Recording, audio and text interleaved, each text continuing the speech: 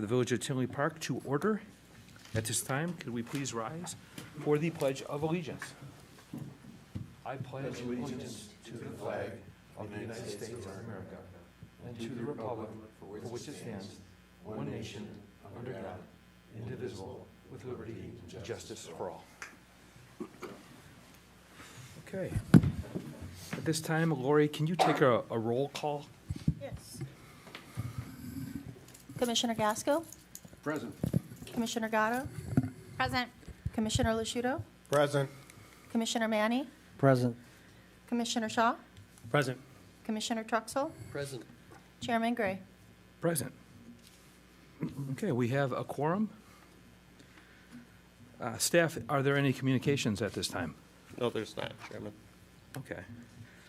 Before I move on to the approval of the meeting minutes from November 18th, I was made aware of a correction on page 3, where it says, Chairman Gray asked for a motion to open the public hearing. Motion made by, it says Commissioner Gatto, it should be Commissioner Shaw, seconded by Commissioner Lusciuto instead of Commissioner Shaw, and then Chairman Gray instead of Chairman Lusciuto. So, with that, may I have a motion to approve the corrected minutes of the November 18th regularly scheduled Plan Commission meeting? So moved. Second. Okay. Motion made by Commissioner Lusciuto, seconded by Commissioner Gaskell. All those in favor of approving the November 18th, 2021 meeting minutes? Aye. Say aye. Okay. Opposed? Okay. Motion is carried. We'll move on to item number 1.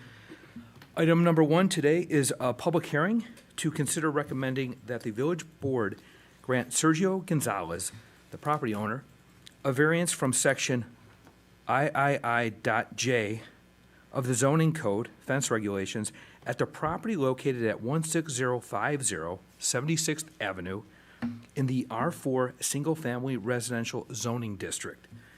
This variance would permit the petitioner to install a 6-foot-high privacy-style fence to encroach 25 feet into the required secondary front yard and located on the property line. May I have a motion to open the public hearing? So moved.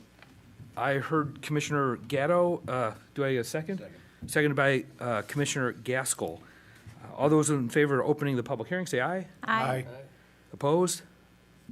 Okay, motion is carried.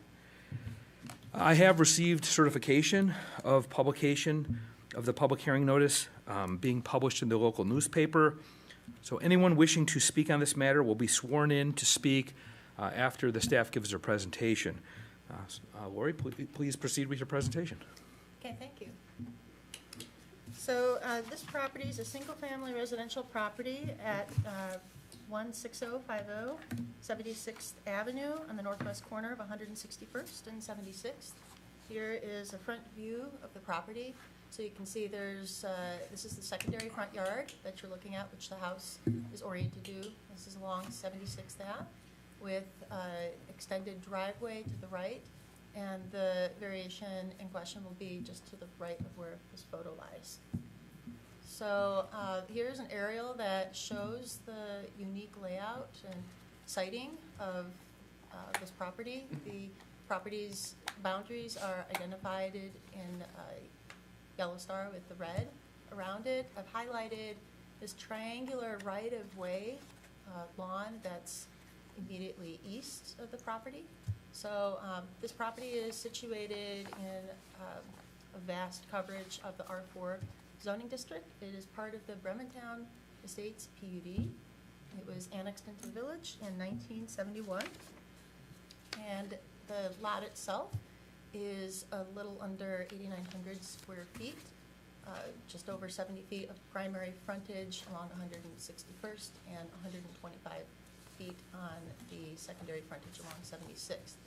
So the unique siting to this property is because there's this right-of-way. You can see that it's situated immediately where the boulevard, where it goes from a standard two-way directional street to a split north and southbound.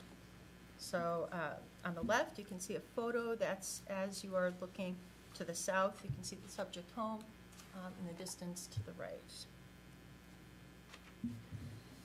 So with that, just to note about the fence regulations, so you're not permitted by the regulations and zoning code to have fences in yard setbacks. However, there is an excerpt that open style 5-foot maximum height of a fence may encroach up to 10 feet into the setback. In this case, the setback is 25 feet as it's part of the R4 zoning district. So for neighboring context, nearby fences, I've just shown here, the first photo is actually from the subject property looking to the east. So at the left part of the photo, you can see a bit of a white fence. That is a 45-foot run of fence that is the neighboring property. Technically, it's to the northwest. That neighbor property is along 76th. And so you can see from the perspective of where staff is standing, that's approximately where the fence location proposed would be. And then a second photo is a photo that shows just across the street on the south side of 161st. There's a 6-foot solid fence that is approximately 7 feet from the west edge of the sidewalk. And you can see the subject property in the background. So you can see how this curvature of the boulevard is affected and just some of the neighborhood conditions. And so I'd like to talk a little bit about the property versus right-of-way. So everyone's on the same understanding. So to the left is looking north. And from there you can see I've noted with the red line the approximate location of how the fence would be positioned. So the proposal is to have two 25-feet runs of fence that come together at a right angle, and that north-south run of it is proposed to be along the property line. The east-west run is proposed to connect it to the 25-foot setback, which is where the house is aligned along. So in the photo on the left, it's a little hard to see, but the left part of it, that photo is the property, right? And it would end where this proposed fence line would be. And then to the right of that is the right-of-way. And so what is unique about this property is that it has such an extensive right-of-way. It's about, according to the plat of survey the applicant submitted, it's about 69 feet. And so where the applicant is proposing to put the fence, actually from that point running to the east, that neighbor to the north/northwest is a run of about 45 feet, and then that's set back about 24 feet. So, in total, it's 69 feet of the right-of-way before you would get to the west edge of the sidewalk. The photo on the right just kind of shows a bit more perspective. So you can see in the lower left, there's a bit of concrete pavement. So this is a driveway extension that the applicant recently had installed. It extends north of the house about 7 feet, and they're proposing for that fence that runs east-west to be 2 feet north of that. And then another point, it's a little hard to tell in the photo here, but the panels of how the neighbor's fence come to what would be the west side of their property line is where the fence would align. So it's, still it's 45 feet from the eastmost edge of where this proposal is to, that has neighboring fencing. And so the variation request is for a 6-foot cedar privacy fence with these two connecting right-angle runs, a total of 50 lineal feet, running north-south and then east-west. The applicant has come to the village requesting this for a couple of reasons, mainly for outdoor space and security for his family. He cited an instance recently where a vehicle had been coming down southbound on 76th and veered into the lawn. So, out of security concerns, he'd like to see if he would be approved for this variation, as well as for additional space. He cited water stagnation issues on the northwest portion of this property.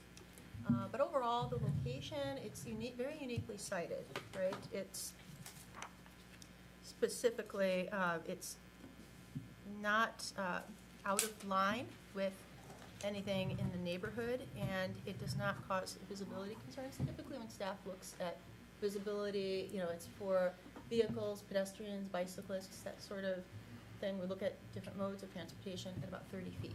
And so we have 69 feet to that west edge of the sidewalk.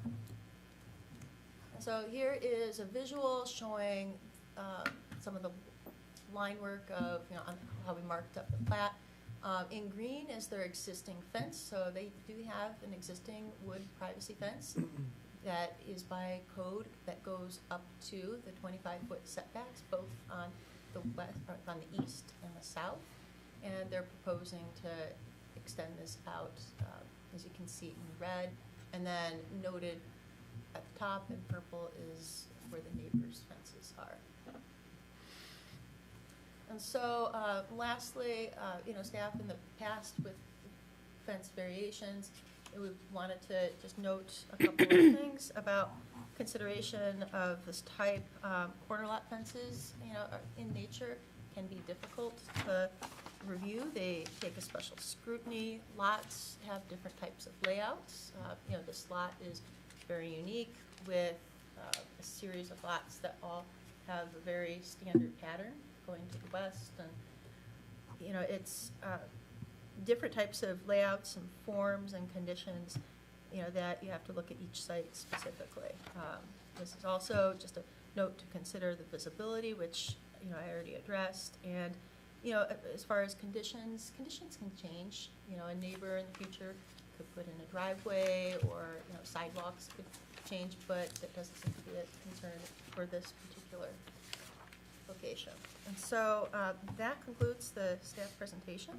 I have standards ready when we're going to look at them, and also the applicant is here. Okay. He's able to answer any questions. Okay. Mr. Sergio Gonzalez, would you like to approach the lectern and say a few words? I have to swear you in. What I'd like to say is thank you for coming here. My name is Sergio Gonzalez. One second, I just have to swear you in. Do you swear or affirm that the evidence that you're about to give will be the truth, the whole truth, and nothing but the truth? Yeah. Okay, excellent. Thank you. Proceed. Sorry about that, because like I say, the language for me is very low, because I don't speak English. I call it like as my second language. So the reason that I'm here, I just like to get extended my fence so I can get a mobile for my family and kids. And I know the codes, so I told to Lori and other people that they say through the property line and about the side wall, this and that. And I see on one side of the fence that I proposed is like 20 feet away from the sidewalk. So I understand it's not an issue for the traffic or when I get off of my driveway, so the people walking in the sidewalk, and the other side like almost like 50 feet from the driveway. So I don't see any issue with that. But just like to see if it's possible that I can do that. I understand. Be honest, when I buy the property, I don't even know don't own that line right there. I thought it was my land. My land is all the way through the sidewalk. Mm. And I just noticed when I applied for the permits, I said, really? So I started, searching all that, and I don't even know I'm not on that part of the line. So when Lori told me about it, I said, I don't believe that. So we started doing that and say, how I can get that land? Because like maintenance, I clean it, my kids and we cut the grass and all that, so it is what it is. Okay, yeah. Well, thank you, Mr. Gonzalez. I'm going to ask the commissioners for any comments or discussions regarding this. I'll begin with Commissioner Gaskell. No, I don't think I have any questions about it. I think this drawing here answers my questions. So I'm okay with that. Okay, Commissioner Lusciuto. Yeah, I don't have any issues. I mean, it's a unique property being a corner lot, and I understand the purpose for the variation, to give your family a little bit more secure space, so I see no issues. Okay, thank you. Commissioner Truxell. So, just one question, the existing fence that will become fenced in with the new fence, I expect that would be taken away, right? So if you look at, I'm not sure which drawing, is this page 5 with the green and red lines on the proposed fence? That's what's up there? So existing fence, right where that comment is pointing, that's the existing fence, will that come out when you put the new fence in? Yeah, Okay, yeah, that's part of the plan is, you know, if you see there's only one tree in my property, so that way Sure. we got the tree inside of the, I assume so, I just wanted to double check. And then, is there a gate between the house and that new fence that you're putting in there? yeah. That'll be a it's new gate. Yeah, it's existing right now, it's a little gate, so we're planning to do the same thing. So it matches the new fence, right? Yeah, Okay. just to go from the yard to garage, Okay. get stuff and working at the garage and all that. Those are my only questions, no concerns. Okay, thank you. Commissioner Shaw. Is the proposal for the fence to be on the property line or inside the property line? On the property line. Well, it'll technically have to be inside, so there's nothing that's on a property line, Right, like a that- property line that's visible, so it'll have to be, if you ran a piece of floss, it'll be on the inside of that piece of floss. That's the standard way, and I just wanted to make sure we're not, considering something other than that. Yeah, That's, so it'll, That's fair. usually you'll set it in 3 inches or so, just to make sure the, the foundations don't go off the property, but yeah. yeah, I'm consistent with what the other commissioners have said. I am very familiar with the property, the location, I've been out there. I tried to imagine any possible line of sight issues. And this, of all the fence variations that I had seen, this one seems very straightforward and reasonable and logical. So I'm good with that. I would just also, it's a separate matter, but I would just toss in, I know that in recent years, especially, the village has made an effort to divest itself of right-of-ways, alleyways in the downtown. I know they've essentially deeded them over to property owners.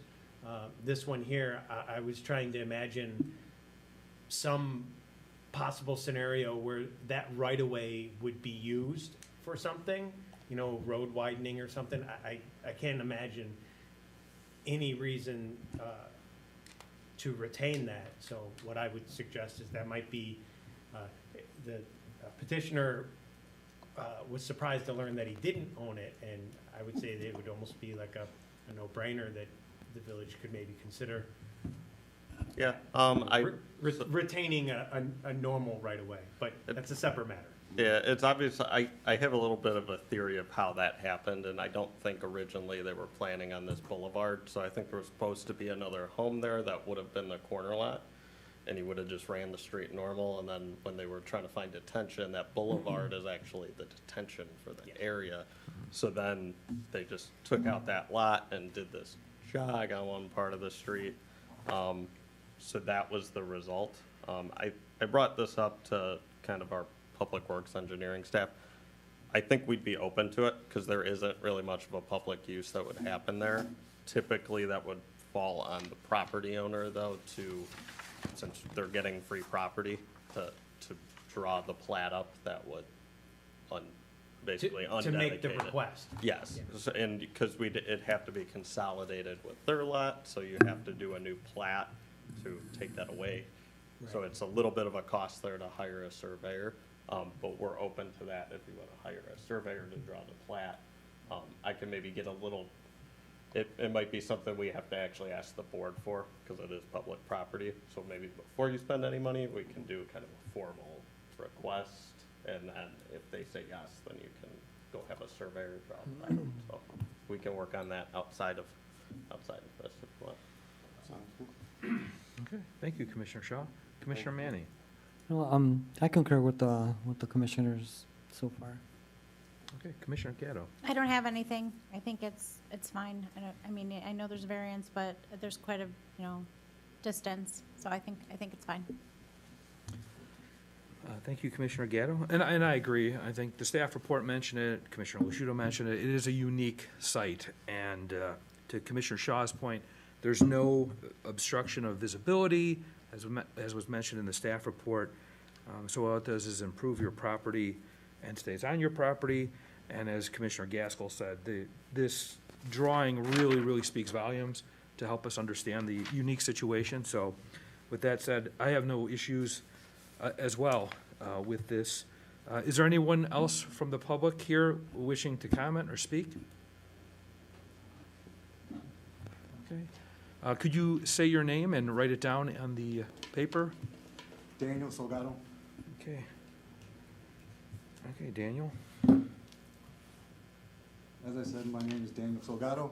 You're not My wife and swearing. I have lived in... Oh, I'm sorry, I have to Sorry. swear you, and I apologize, yeah. Daniel, do you swear or affirm that the evidence that you're about to give will be the truth, the whole truth, and nothing but the truth? So help me God. Okay. Daniel Salgado, my wife Rhonda and I have lived in Tinley Park for 30 years in the same house just west of the Gonzalez's home. In those 30 years, we've seen neighbors come and go all around, except for the Aherns on to the west of us.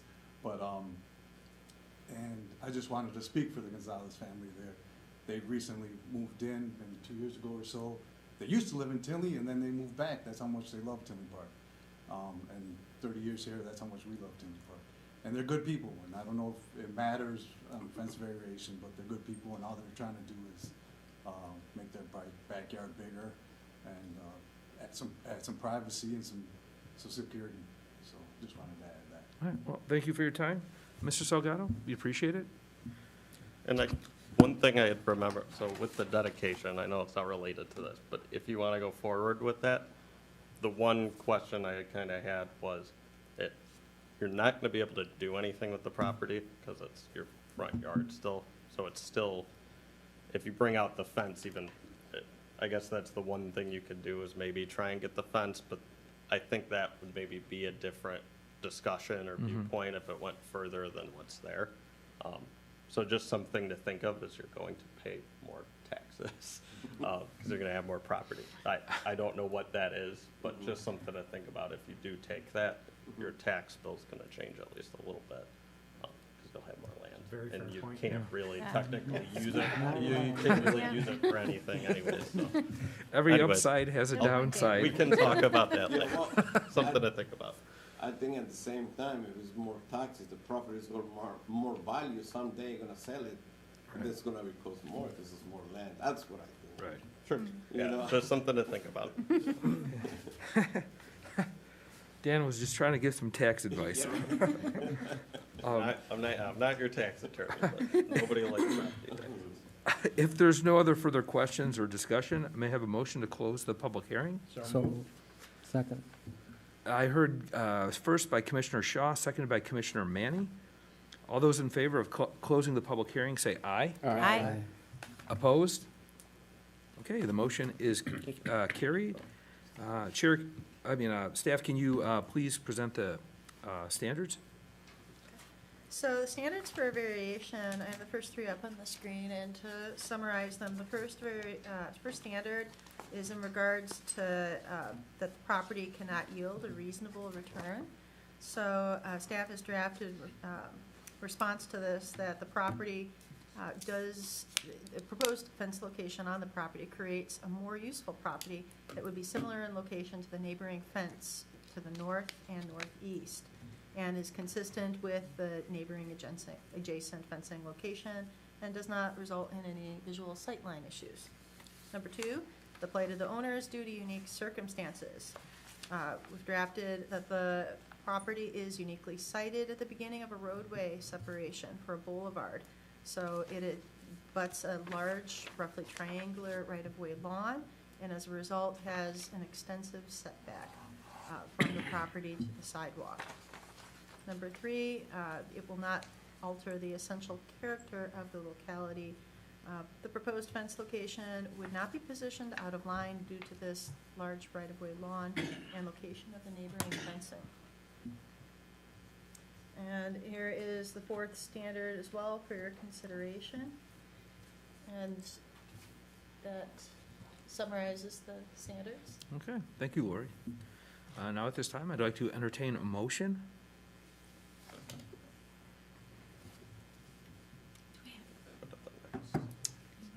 I make a motion to recommend that the village board grant a 25-foot variation to the petitioner, Sergio Gonzalez, from section 3.j fence regulations of the zoning ordinance to permit a 6-foot-high privacy fence encroaching 25 feet into the required secondary front yard where a fence encroachment is not permitted at 16050 76th Avenue in the R4 PD Single-Family Residential Brementown Estates PUD zoning district, consistent with the submitted plans, and adopt findings of fact as proposed by village staff in the December 2nd, 2021 staff report. Second. Okay. Motion made by Commissioner Lusciuto, seconded by Commissioner Gatto. Lori, could I have a roll call? Commissioner Gaskell. Yes. Commissioner Gatto. Yes. Commissioner Lusciuto. Yes. Commissioner Manning. Yes. Commissioner Shaw. Yes. Commissioner Truxell. Yes. Chairman Gray. Yes. Okay. The motion is carried. Mr. Gonzalez? At this time, I just want to ask Dan, does this pass here, or will it go in front of the village board? It goes in front of the village board. It'll Just- just be one meeting, though. So Okay, it's a so routine. is that December 7th? Is that? December 21st. Okay. So, Mr. Gonzalez, back here for the village board, December 21st? Yeah, and Lori can follow up with them to let them know about that meeting. It's 6:30 typically for those meetings, and that'll be kind of the final decision. So at that point, anytime after, we can issue a permit, assuming they approve it. So you're free to go, sir, if you get, it's gonna be a long meeting for some of these other, or this other item, so. Okay, yes. Good night. Tomorrow morning. Okay. Moving on to item 2.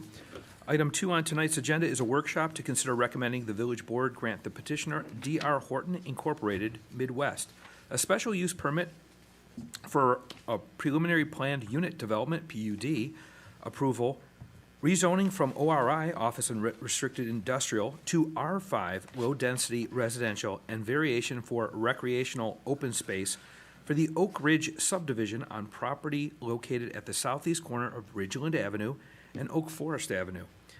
Preliminary plat and preliminary site plan approval are also requested as part of the development approval. Staff, please make your presentation for this workshop at this Thanks, time. Chairman.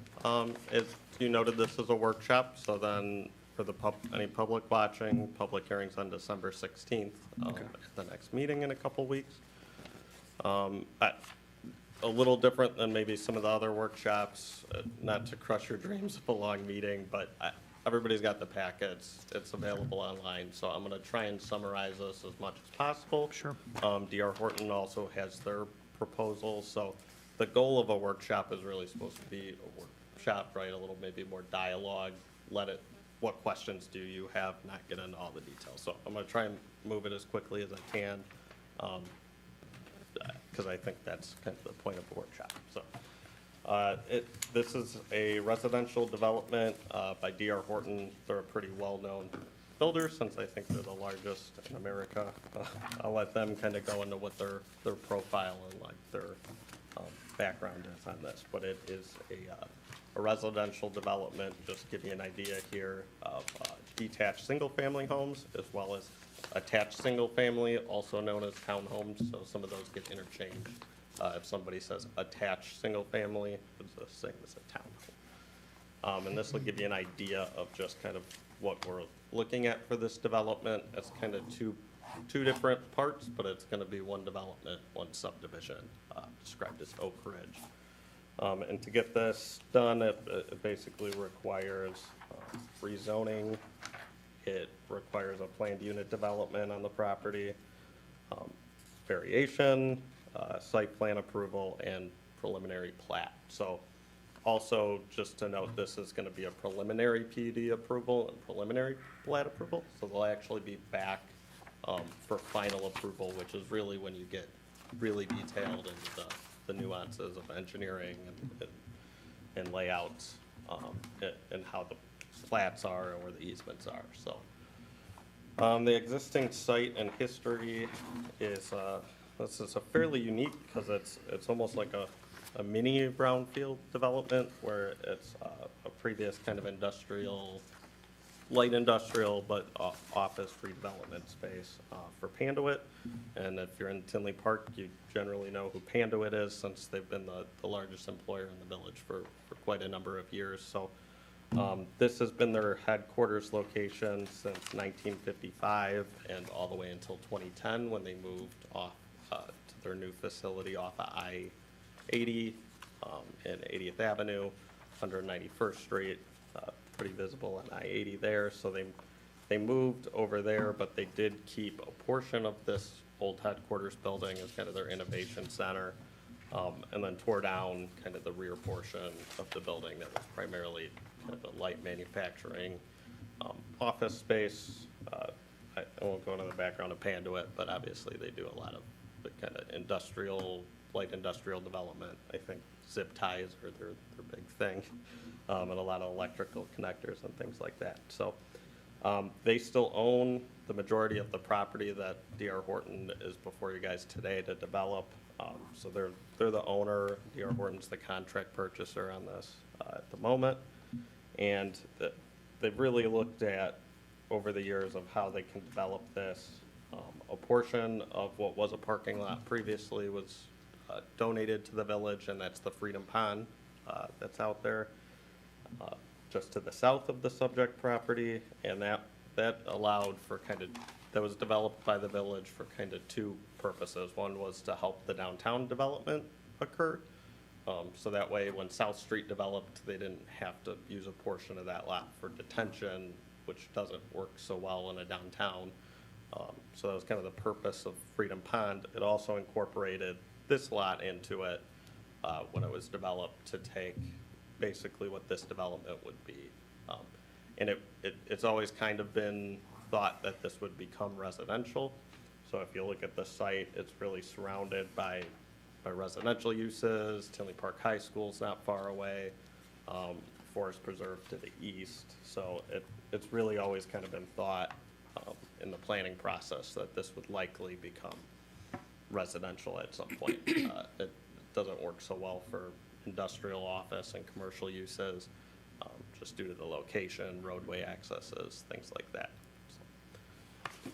Zoning-wise, the property is currently zoned ORI, and that was really there to fit what Panduit's use was at the time.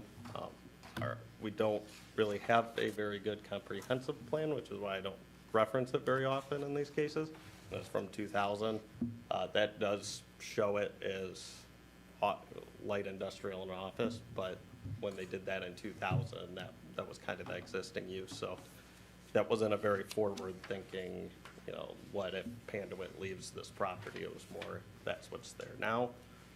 But it's also a comprehensive plan that's from 2000 and isn't really meet kind of the vision of the village, I think, anymore. So that's why it's not really referenced too much in here. So this property is ORI. So is the existing Panduit property to the south. That is the Innovation Center. And then the former ABC Supply property as well, which is on the corner of Oak Forest Avenue and Ridgeland. To the west of this is R6 zoning, which is a medium density. It's mostly 3 to 8 unit apartment complex units to the west of this, and partially to the south as well of the ORI area. And then you have some kind of R5, R2 scattered in there, R4 to the north, north of the Oak Forest Avenue and the train tracks, but that's really mostly Forest Preserve or park area and school areas there to the north. And then to the east is the Forest Preserve as well here. Rezoning wise, so one of the things, probably the biggest, most important, significant thing before you guys is probably the rezoning of this property from ORI to a residential zoning that they're looking for to build their residential development. And we can kind of get into that a little bit more. The thought here was that zoning this as one zoning lot and then putting a PUD over it kind of helps cover what they're trying to do, which is a little bit unique from what our zoning code is. So that's kind of the intent of the PUDs, to allow some flexibility to make something work. And with these infill lots, that's really kind of the needed, just based on kind of the conditions, the landlocked status of these infill developments. So R5 gives them the ability to do the townhomes and then also the ability to do the single-family homes. Alternatively, you could break out two separate zoning districts. You could have like R5 for the townhomes and R4 for the single-family homes. But they have played, I guess, a little bit, it's a little bit denser than R4 for their single-family lots. Some are bigger, some are smaller, but they try and fit in what they can over there. So we really thought R5 kind of made the best sense. And that was their kind of conclusion or request for you guys. So that's our first open item, just to kind of review the R5 use. Overall, just their development is looking to do 81 detached single-family homes, so your traditional detached homes, and then 162 attached single-family townhomes, more on that west side of the development. There also includes public open space, so that includes a 3-acre public park that would be dedicated to the park district.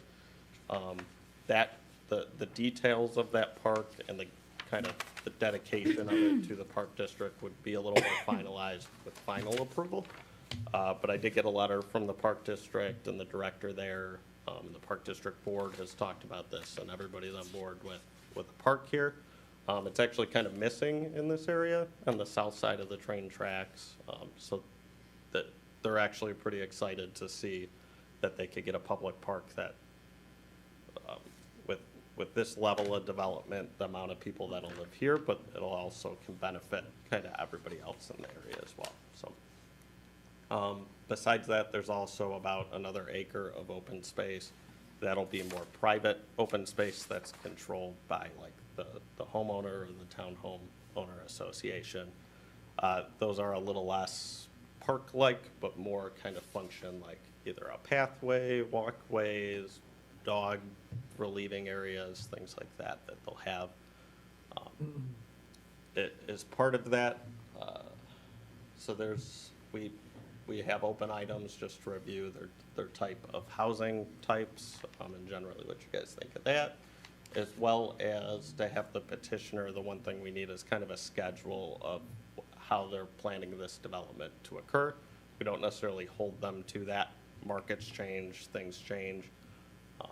And I think they can get, they're probably the best ones to talk about the mix of units and the types of units they're doing here. Since that was kind of our initial question was, what's the absorption rates? What are they seeing in the market?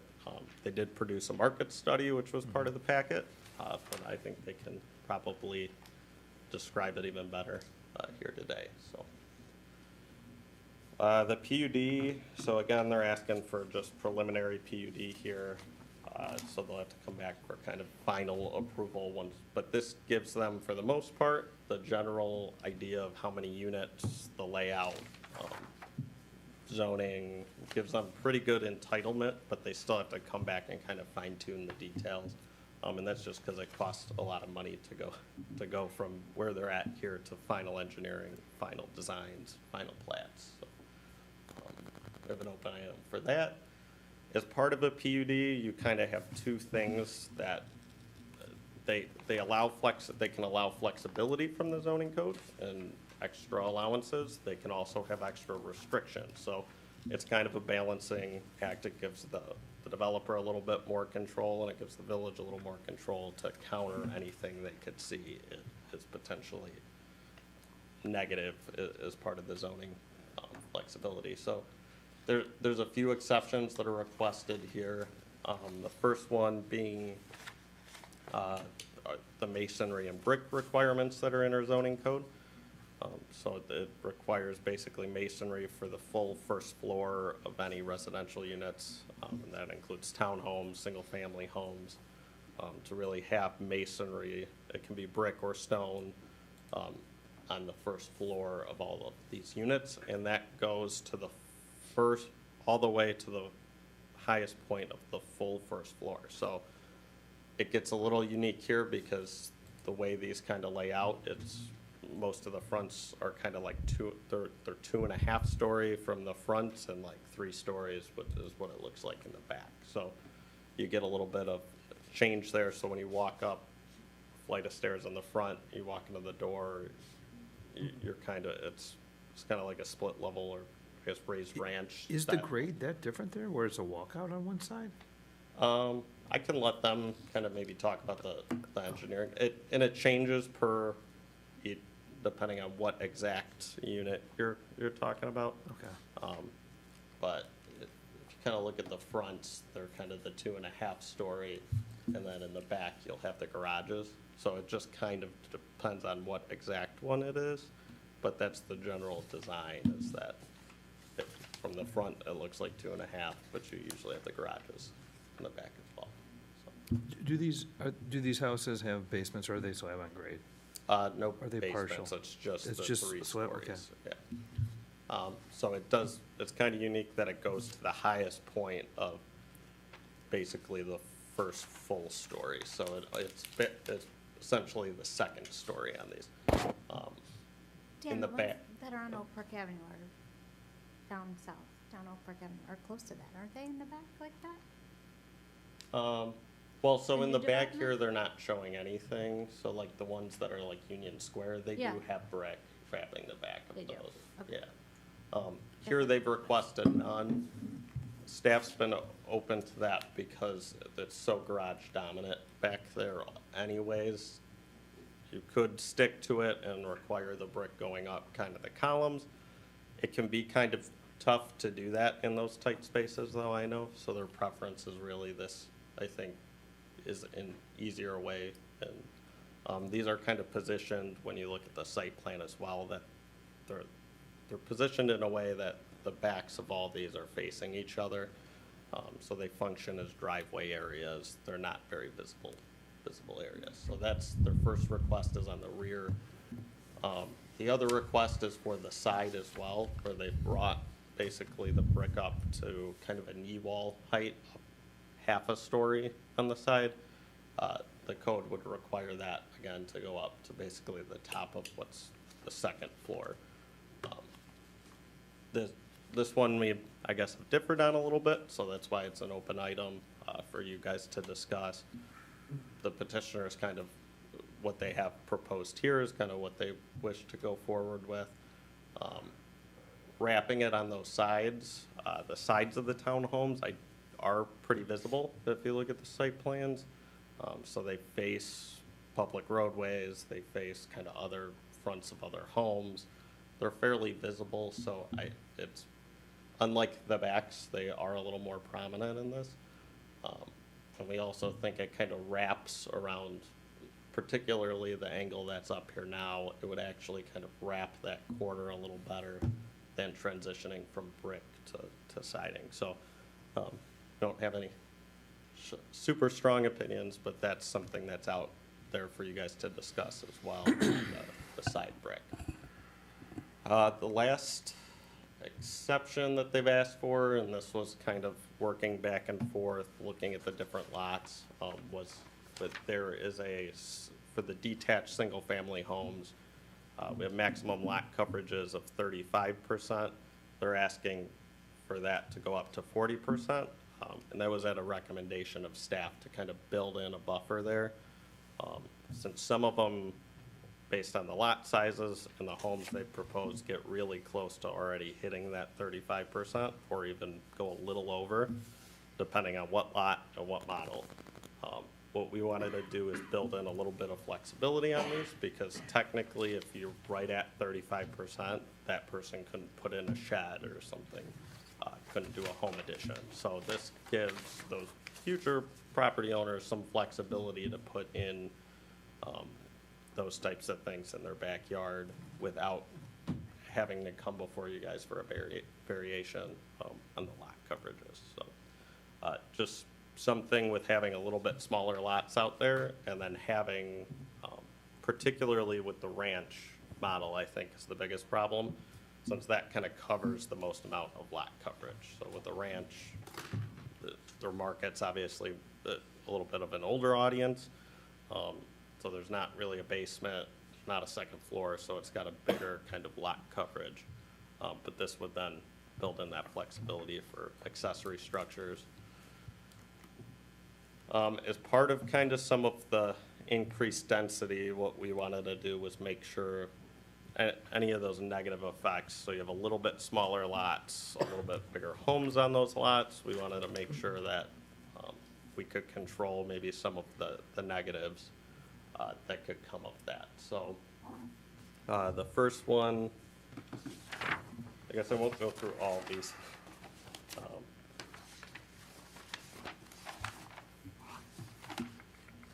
But they're all kind of there to control the density levels and what might happen. So, for example, detached single-family homes are only permitted to have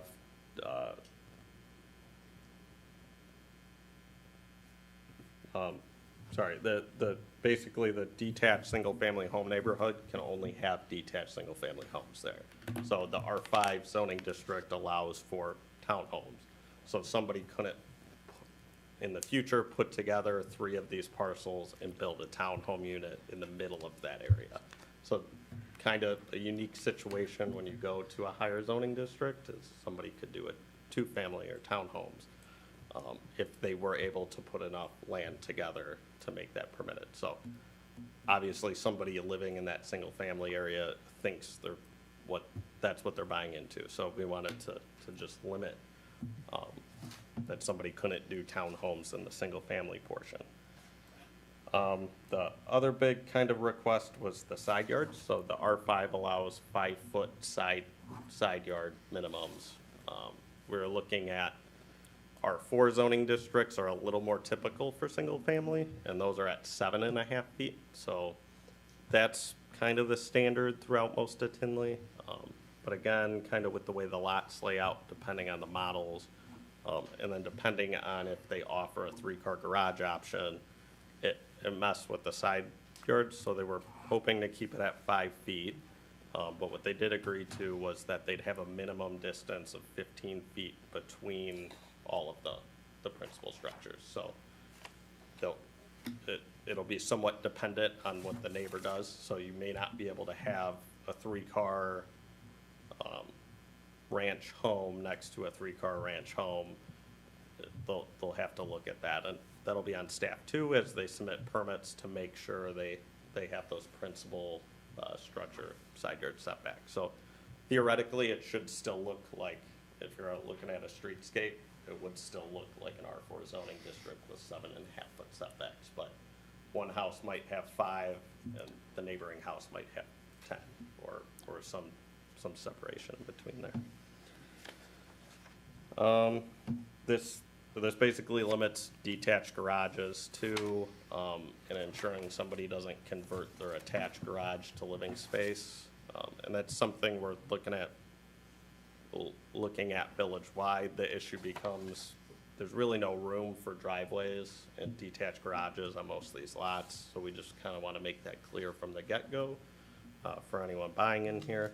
And then if somebody converts, let's say, their attached garage to living space, that creates a situation where they can no longer have a parking structure on the site, and it starts playing with property values. That's a pretty standard thing you want in a house these days. So something not typical in the rest of the village, but I think we're dealing with a new development, a unique development, and people buying into this, knowing this from the start.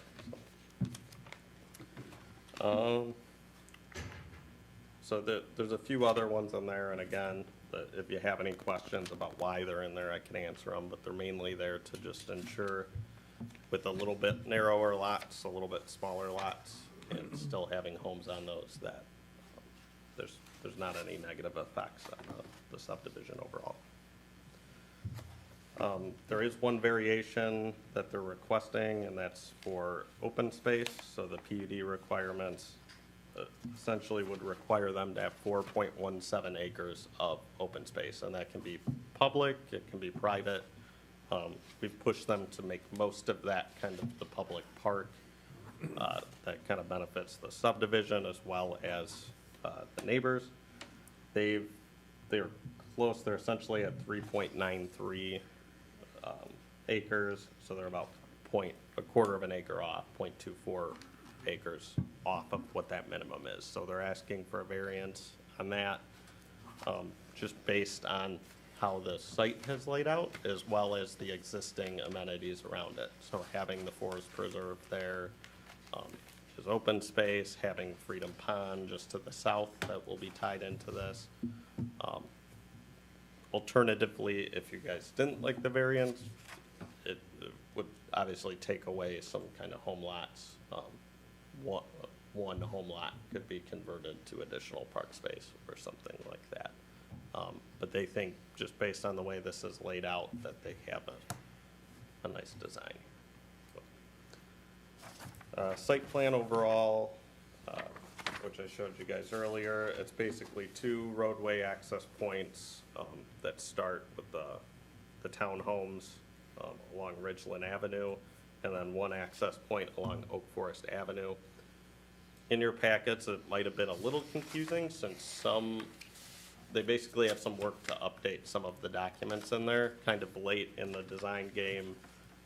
We had the plans for Cook County, who is working with the village to basically rebuild and reconstruct Ridgeland Avenue. It would be a more traditional road with curbs. It'll have a multi-use path down it. So we're already pretty far along in that process with Cook County. The goal of that would be, once they construct it to those standards, the village is actually going to take that portion of Ridgeland Avenue over. So they adjusted basically based on what those designs were. They had to adjust the roadways a little bit. So it changes. They have some updates on the document. So some still show kind of the old roadway alignment, but the site plan here is kind of the correct design that we're marching forward with.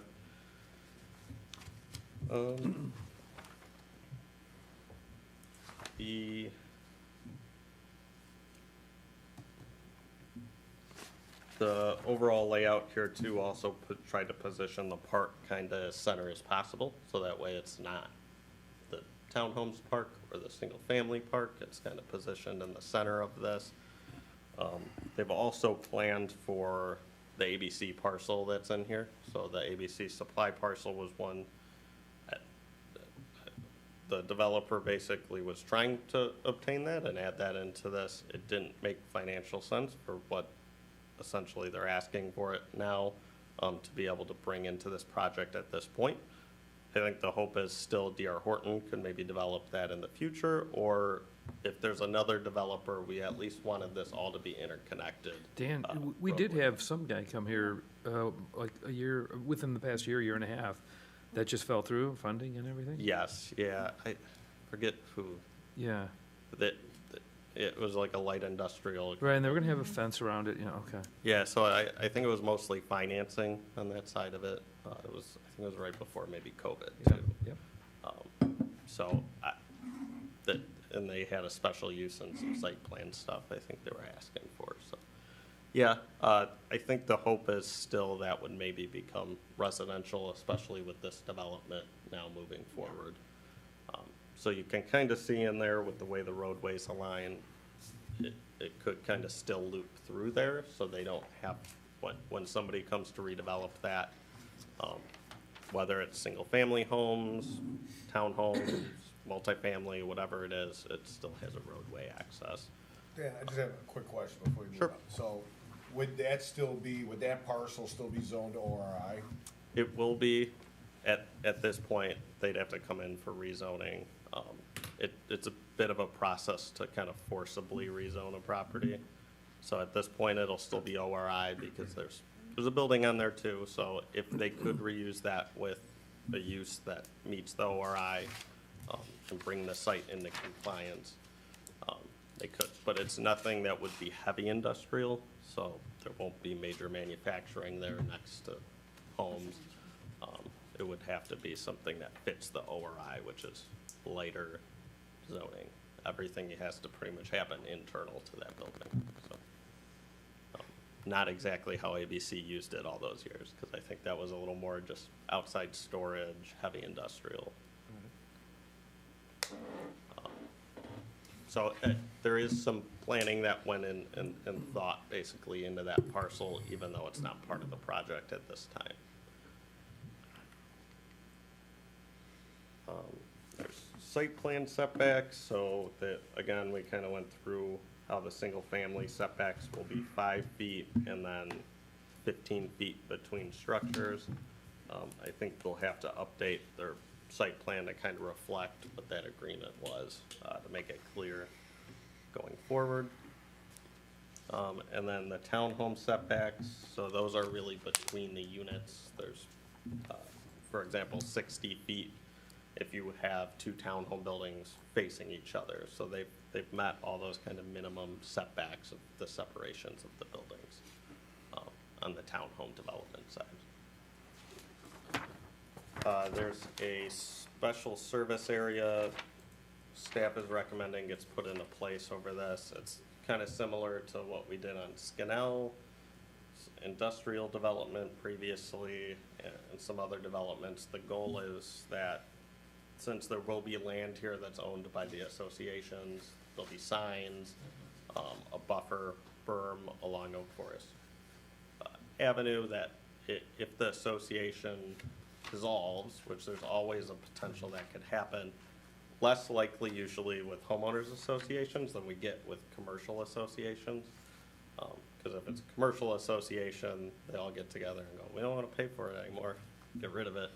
There's some value usually to homeowners associations to stay together, even beyond that. So the goal of the SSA, though, is that if it did dissolve in some weird scenario, that the village could then charge these landowners for what we would have to take over as a responsibility. So hopefully it never gets to that point, but this basically benefits, but guards the village of unforeseen costs, which has happened before. So my public works director doesn't like to own detention ponds or parks anymore or anything like that. That just kind of falls into no man's land, and then the village has to maintain it.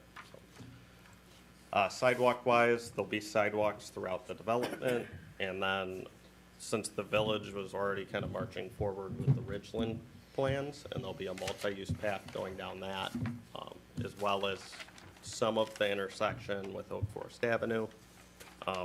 Staff's actually recommended the cash in lieu situation here. There will be sidewalks out there, but it will be very difficult to coordinate if they were doing sidewalks or we're doing roadway work, and how that matches up with our plans. So our thought was that they should be putting them in with this development, so they're gonna pay their kind of fair share for the sidewalk. And then I'll leave it to my public works director and assistant public works director to make sure the sidewalks work out there. And they'll have this money too to make sure they can kind of make everything work. And this may actually work out better, because the one portion that D.R. Horton wouldn't do is actually from their entrance on Oak Forest Avenue across the ABC property, which is kind of the leg of the sidewalk you need the most if you want people walking from the homes to downtown, kind of to the south. But because that's not adjacent to their property, they wouldn't be doing that. But with this cash in lieu option, it gives our public works the ability to maybe run that sidewalk there, and that's kind of the hope, so.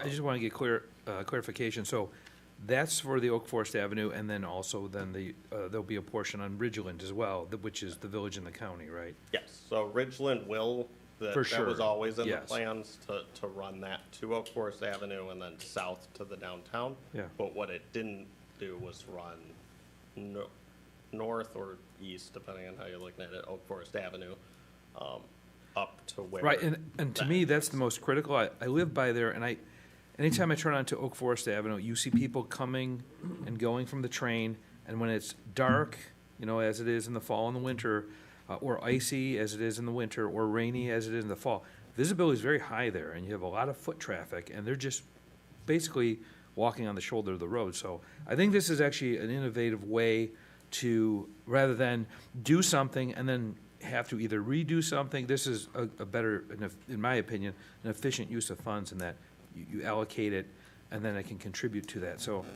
And any holes kind of left after the Cook County and after what we do, but as we were talking today, this is a TIF district too. So the hope is that there'll be some, with residential, there's not as much increment usually created from that, but a very good use of public TIF funds would be sidewalks. There's also some utility issues generally in that area and sewer backups that have happened, and that's a good use for those funds. So going south, the sidewalk, or towards the downtown, the sidewalk gets spotty too. Oh, yeah. I believe that's gonna be in the project according to our Assistant Public Works Director, but if something's missing, we have TIF funds to actually maybe be able to help cover any of those costs. Good. The hope is, you know, it's a little weird out there. There's people walking in the street or the swales and on the Yeah. side of the roads. It's an older area of town, so this will be kind of a nice development and then some nice improvements that should align pretty well, actually, with the county's timing, ours, and then DR Hortons. So they might be a little bit ahead of us, but we'll see how that all works out. Right. But it's better than trying to coordinate a lot of moving parts. Keeps it a little better. Landscaping wise, I won't go into it, but they've got pretty good buffer yards around the overall development. They've also focused those buffer yards to kind of beef them up around where there is the existing Panduit site and the existing ABC site. So the Panduit site's a little unique, because you have single-family homes that abut that. So they'll be putting in some beefed-up landscaping for those. The ultimate responsibility is for each of those homeowners to maintain it, right? So it wouldn't make much sense to give that to an association, which we had planned, was the plan for a while, since it really only benefits those property owners long-term. If they don't maintain it, then they get to see the fence or in the Panduit facility. So they're gonna be putting it in, but it'll be up to those individual property owners to kind of maintain the nice buffer they're gonna put in there. Just since Is they'll that, be the ones that benefit. is that fence also gonna be on the common property line of northwest property line and the ABC Supply Co. east property line? Right, because I know there's a fence there right now, I believe it is dilapidated, but It's that's. like a chain link rope Yeah. fence that we had talked with the previous person going in Yeah. there to replace. At this point, they don't have it proposed because it's a little, the park's gonna abut that for the most part. But what we're gonna do is part of the final discussions with the park Yeah. district would be that, see what they want to do with that. So there'll be a little bit of negotiation, exactly where that fence goes. Ultimately, it'll be really weird too if you start getting homes over, if that does redevelop, and you kind of have this floating fence between a park and homes. And as you, It would end up being the park district's fence. as you have that up, the park area, the 3-acre park area, you have those townhome units, the very northernmost ones, specifically that northeast one, which abuts the park and does not, and its west property line is in line with, I guess, the property line of ABC Supply Co. or the fence.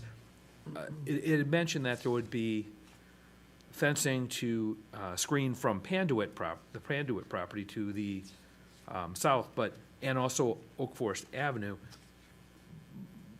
But is there screening, is there fencing along all 4 of those townhome on the north side of those property lines? No, I don't, at this point, it's just landscaping that they propose there, not Okay. the solid Okay. fence, right? No, I think they propose a fence all the way along the ABC property.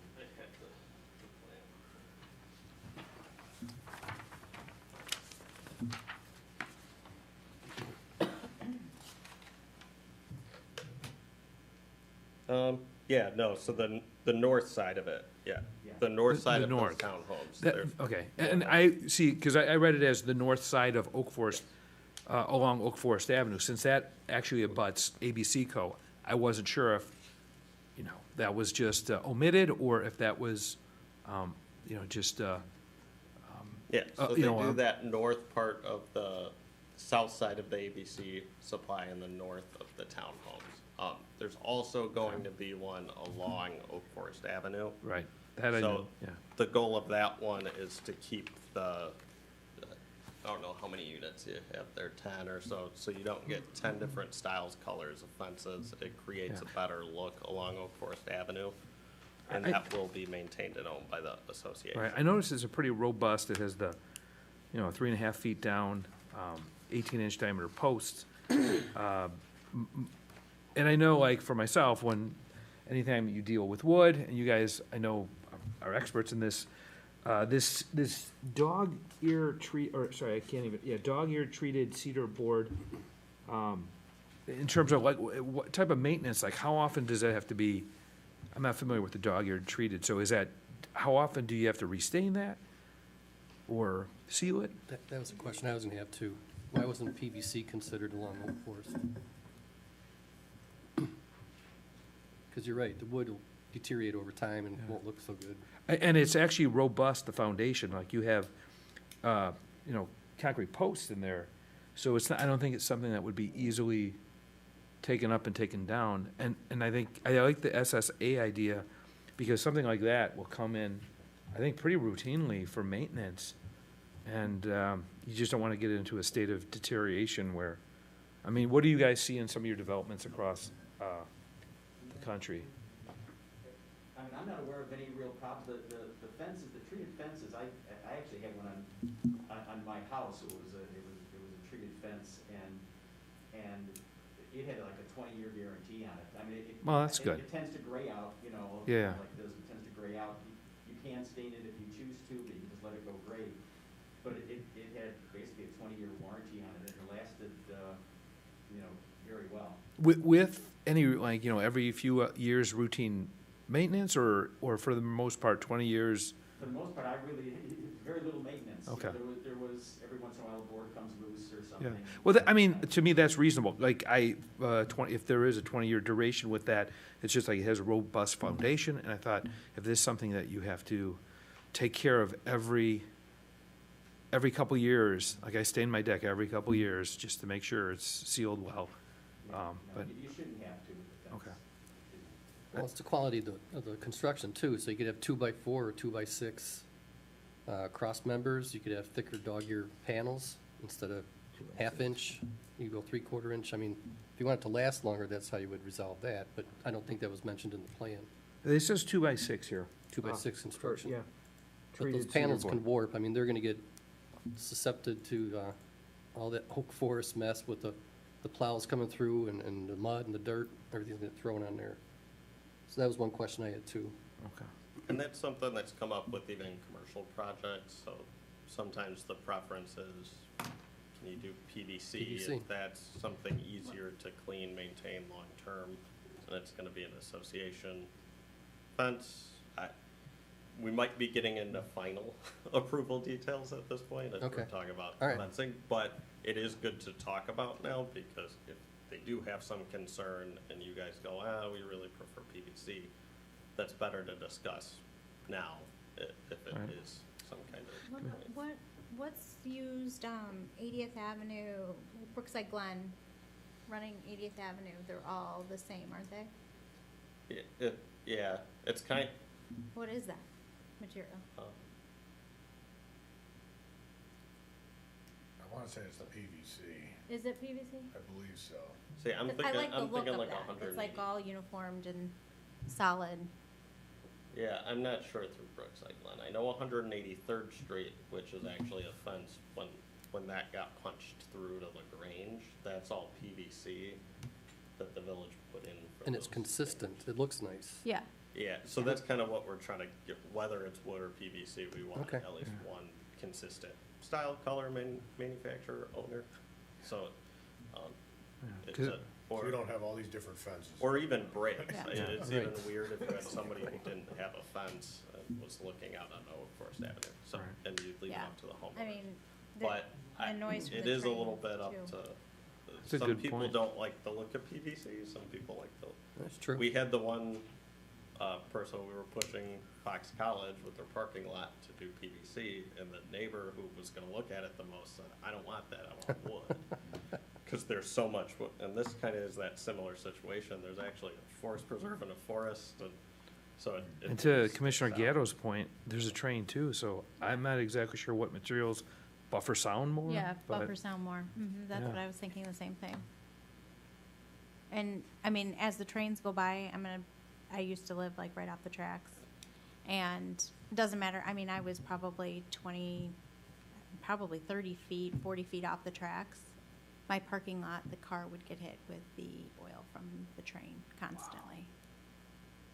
That's just how far it throws it. So, I mean, you have to have something that's gonna withstand that too. Yeah, Because it's not far from there. yeah, you got the right of way, the fence, Yep. and the homes, but at least that adds that extra layer Yeah. of Yeah. protection. Yeah. Oh, okay. I don't, if you guys have any preferences, I guess you can vocalize them and we can let them respond too, if they care either way. I mean, the difference is usually PVC is more expensive Right. to put up, so. But, Well, you know, I will, you can move forward, we'll ask the commissioners for discussion after these items. I didn't mean to interrupt, it just was, no, well, it it's was. good to do it as, and I'm almost at the end here, so, we can. So if anybody has comments or strong opinions on the fence, vocalize them after the presentation. So, I guess just the last few things to sum up, our the architectural design, of the single-family homes. They have, or the detached single-family homes, so there's a whole packet of kind of different models and options that they have in there. They have a couple different ranch models.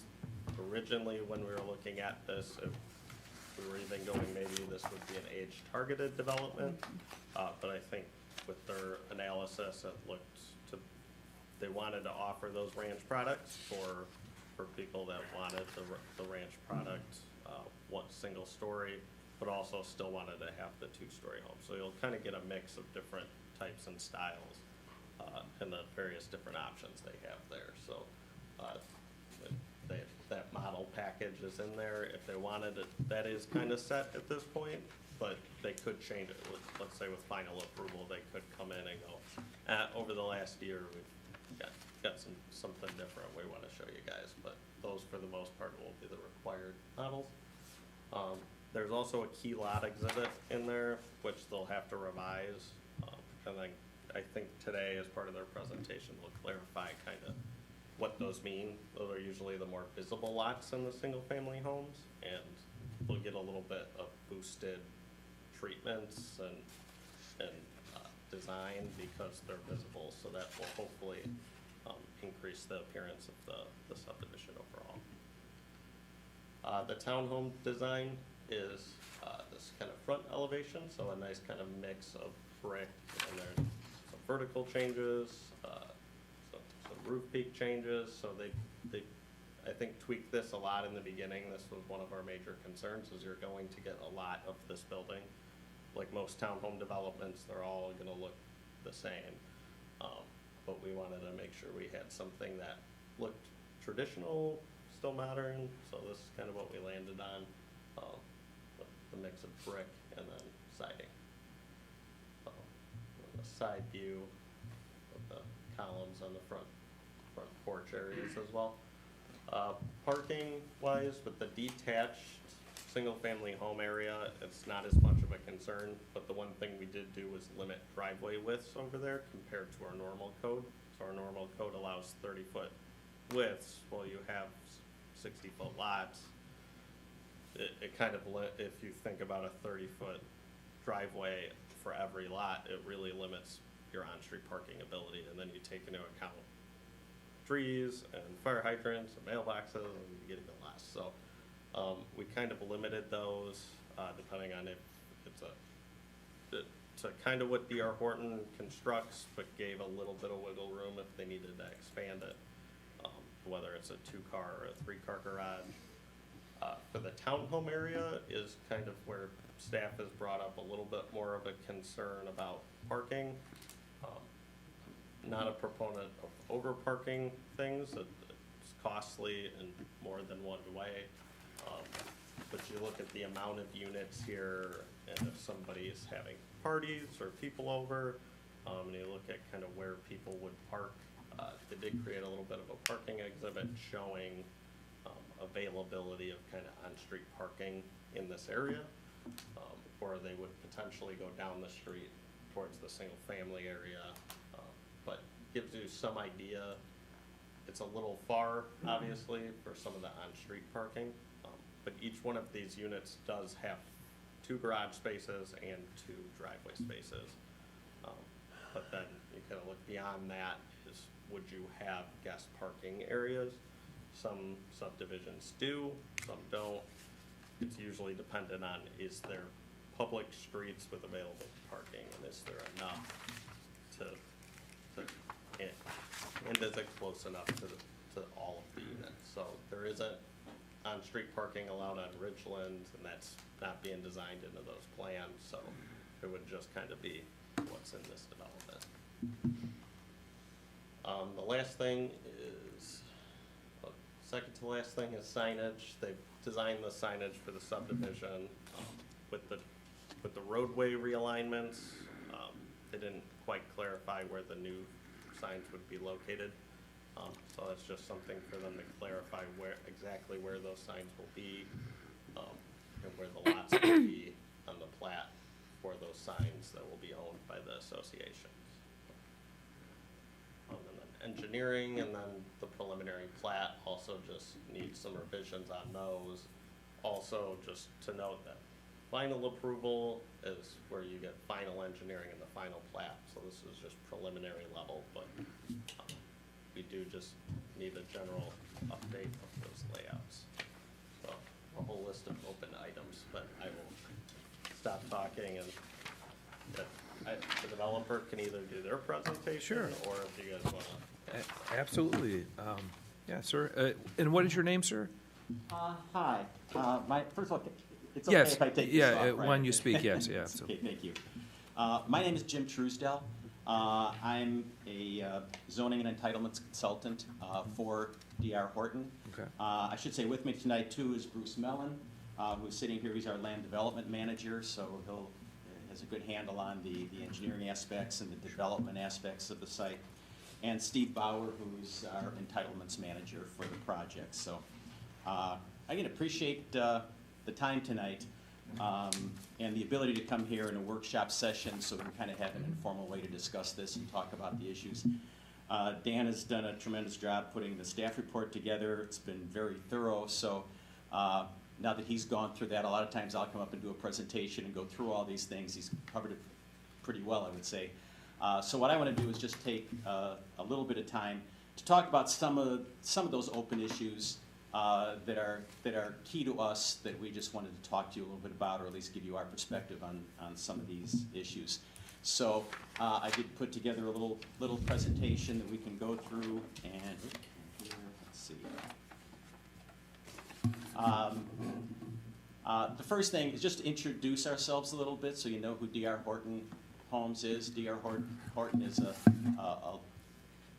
the largest national home builder basically in the country, and it has been for about 19 years now. Founded in 1978. We're currently in 98 different markets in 31 states around the country. And we do a variety of for sale, basically housing products, single family homes, townhomes.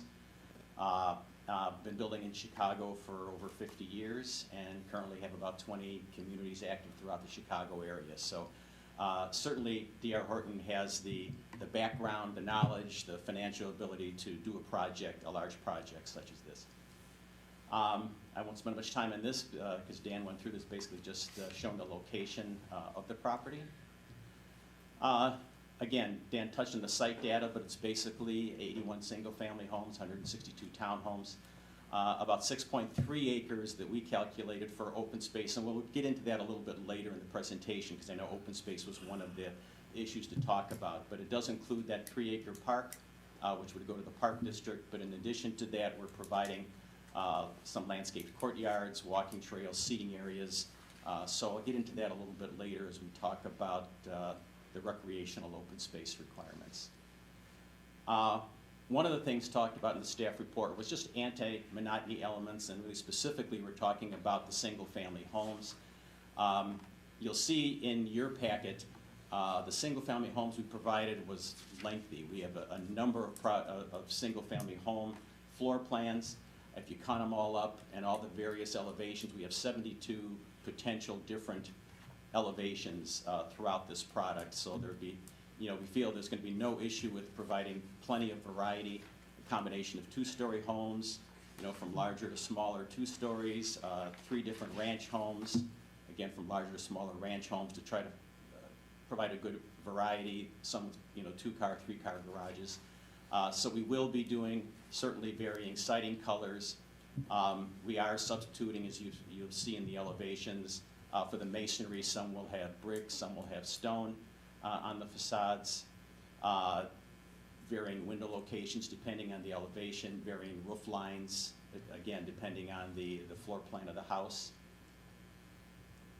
We are also proposing, and we would look that as part of the community, that we would establish in the PUD ordinance an anti-monotony specification for the single-family homes. And what we typically propose and try to do is to ensure that there are basically 2 different homes between a similar elevation. So if you have one, you have 2 lots on either side that can't have that same elevation, and you cannot do that across the street either. In the case of a cul-de-sac, there can be no duplication of any elevations around a bulb of a cul-de-sac, so they all have to be different. In terms of exterior colors, very much the same. We have to have, as far as the main siding color, you have to have 2 homes in between the same siding color and across the street, just like with the elevations. And in terms of what we call the trim colors, that you can do the same trim package, what we would call it, next to each other for up to 3 homes, but they all would have to then have different main siding colors. So you're always getting that variety in siding colors, and you're limiting what the trim colors can be. So we're looking to put that right into the PUD ordinance once this is approved. And I didn't put all the homes. We have some color elevations. I know you have the 72 black and whites, and we didn't want to go through and bore you with coloring all those up, but they're very nice looking homes, and what we try to do is provide these with a variety of options. It's at different roof lines. Here you have a 2-story and a ranch, different brick styles, different window locations, different siding shapes. You'll have a board and batten style. You'll have your traditional horizontal siding. You'll have shake siding. So we tried to mix up all those materials in the homes. Here's another example. A lot of front porches. I know that was something early on. We talked with staff, and they certainly like to see front porches. All of our homes certainly at least have options for full front porches. Many of them have one that might be more of a half porch than a full porch. All of the entries in every elevation has a covered entry, so nobody's coming in directly without protection from the weather. So again, it gives a lot of that variety as you go through the subdivision. And again, here's another ranch home, some 2 stories of this. This is showing the 3-car garage options. As I say, just a lot of variety. I think a lot of variety, and we take pride in the homes, and we think you'll be really happy with what we do here. One of the other things we do that Dan touched on was establish key lots within the subdivision, within the single-family area. again, this is to just enhance the appearance of the subdivision. So we've identified a number of lots you see kind of in the orangish color on the plan that we've defined as key lots. And what that is they're lots that are just the highly visible lots. They're the lots when you turn into the subdivision. These are the first ones you see. You see in the corners. You see them next to the, the homes right next to the park, at the end of the cul-de-sac, at the end of just a sight line. As you go through that northern street that heads east toward the Forest Preserve, those two lots at the end, you see those. As you're driving down the street, that's what meets your eye. So we've established these as key lots. And Dan had asked in the staff report that we provide the information on what does that mean? What does a key lot mean? So what we would do is we would ensure that those lots, whatever home we sell in there, would have to be what we call an upgraded front elevation. If you look at all the different elevations, you'll have an A elevation and a B and a C, and an A is kind of typically your base elevation. And then you go up from there, and it has different, the B might have a bigger porch, you might have, various different options that people will pay for. So these lots have to have an upgraded elevation. It cannot be the base elevation on the front of the home.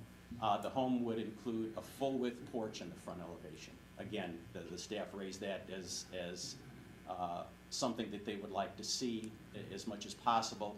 So those would all have full-width front porches. On a corner side lot where the side faces the street, the home must at least have a window. So you're not going to have a blank side of a home. You'll have a window or some element that would break up that side.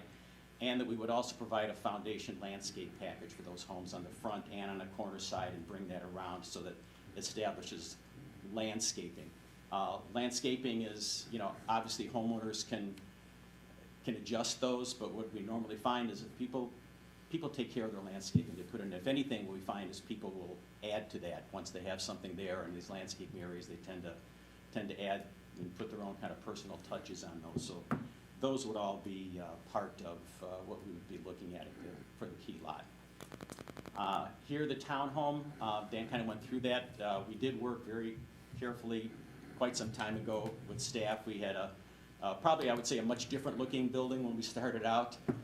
And working with staff, we really enhanced the elevation on this home, on these townhomes, to make them really, really attractive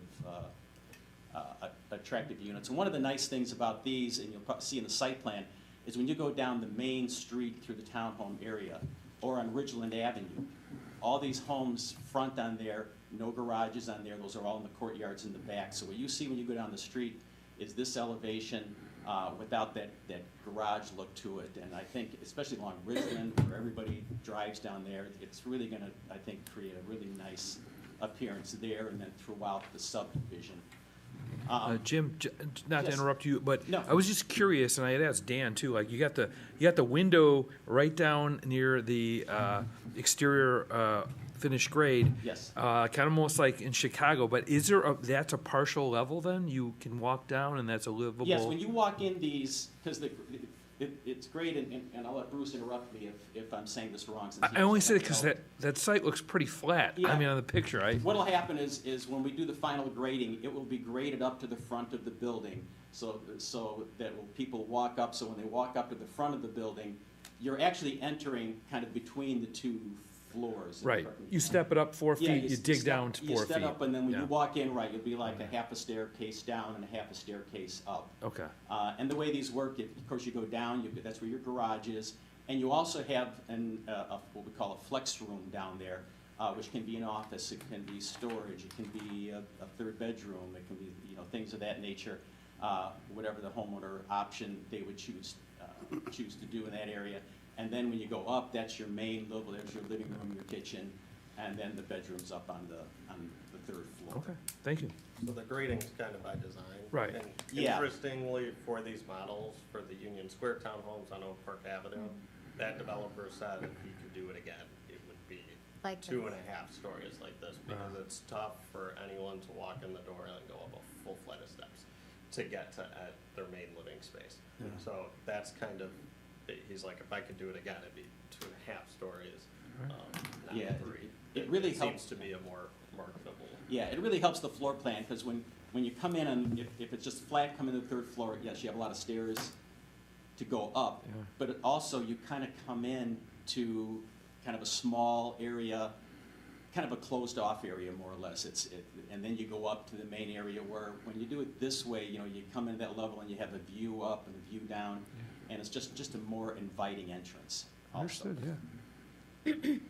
And then on this one, we want to talk about the side because, you know, Dan did raise the issue about the brick on the side. Actually, we thought when we first put that on there that we were complying because to us it was like a 3-story unit and that was the first floor. And we were advised that, well, technically, because of the way we're grading up to it, it should come up higher. We would certainly like you to consider the way we've shown it here.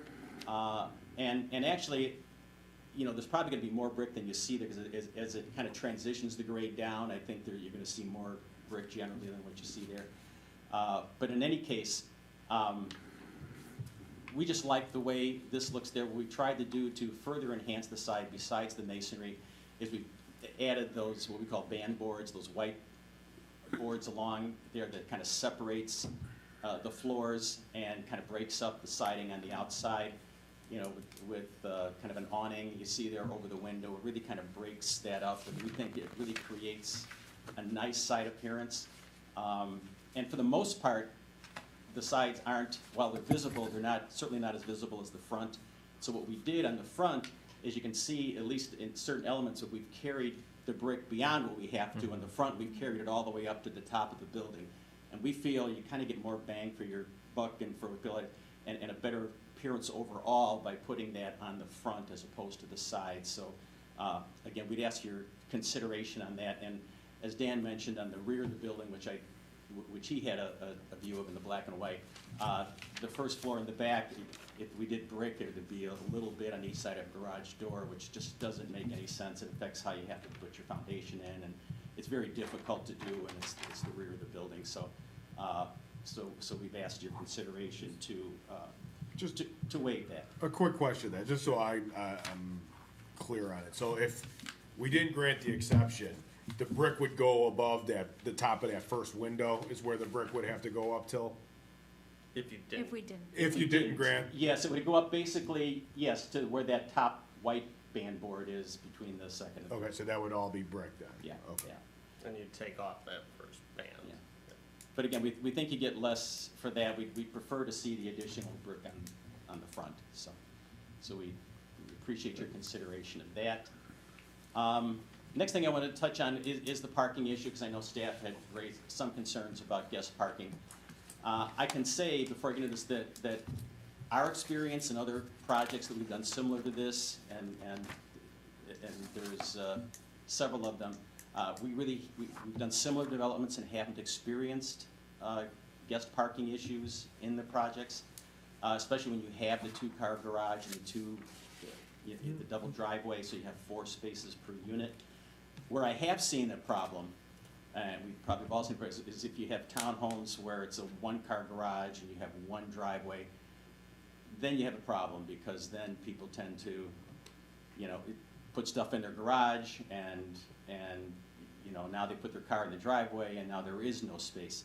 In this case, the way these buildings are designed, well, the question came before, are there basements? No, it's not a basement, but that garage level really has that flex room in there. People can use that as storage if they need to, so it's less likely that these people are going to be filling up their garage.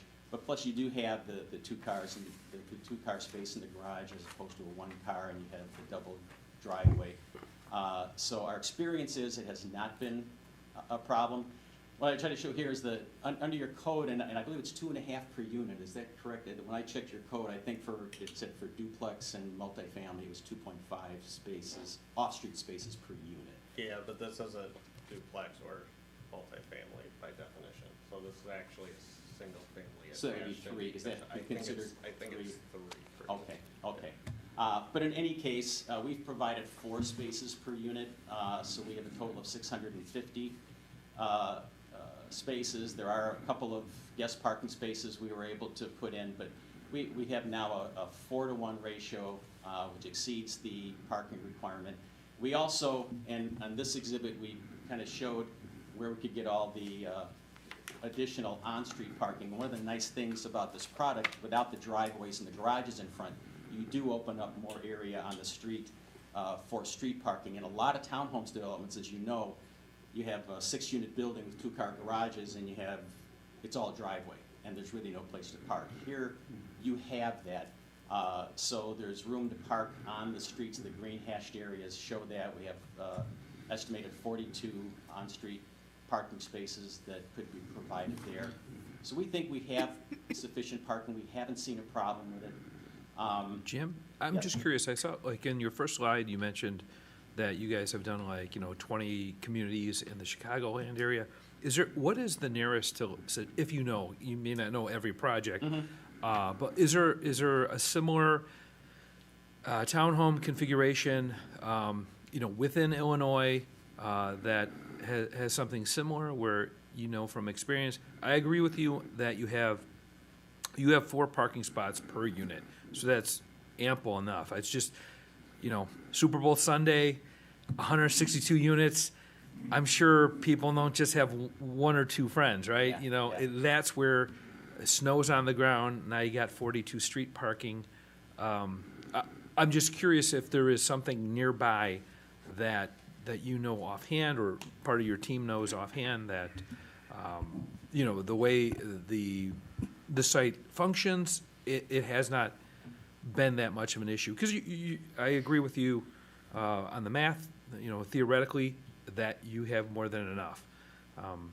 As long as there's not some big event. Do you know offhand? Yeah, I don't know, Bruce, or maybe we can provide you, but is there a list maybe we can provide? Yeah, I think we could put together a list for the next hearing. Yeah, or some, we'll get it in advance, we can get it in advance of the hearing, so you want a chance to go out and take a look at it? Yeah, that would be nice to see, like, how it actually functions. And then what type of, is it young families with kids, or is it, single? I'm just curious for, every residential subdivision's different. I've gone through some that there's no kids, and then I've gone some where kids are sprawled out on the street with their little, big wheels and whatnot. I'm just curious. It'd be nice to see something actually functioning. Yeah. Okay, in action. We'll make sure, we'll get to staff a list of similar Yeah, projects. nearby. I don't have to go. Yeah, at least in the Chicago area. Yeah, We're kind of spread out all sure. over, so we'll try to get you the closest Sure. ones that we can come up with. As far as your question on typically what we expect to see here, and that was kind of in our marketing report, is we do find in this particular townhome product, for the most part, you're looking at younger people, not a lot of kids Okay. in these type of developments. Typically, you get young professionals, young married couples who don't have kids yet, or maybe their kids are small, and as they grow, they want to go into a single-family home. So this tends to be more, you get into the 30s and maybe 40s. Interestingly, we have seen, sometimes you'll get people my age that want to do it, even though there's a lot of stairs. But sometimes people just like that type of environment. But primarily in this one, you're looking at kind of a younger buyer. The single-family homes, obviously, it's for families. You're going to get older people. One of the things that we're doing by design is we are introducing 3 ranches, which is probably more than we usually do. And specifically in our early discussions with staff, there was expressed to us a desire to have more homes available for empty nesters in the community, because we expect that most of the people who buy here will be from this general area.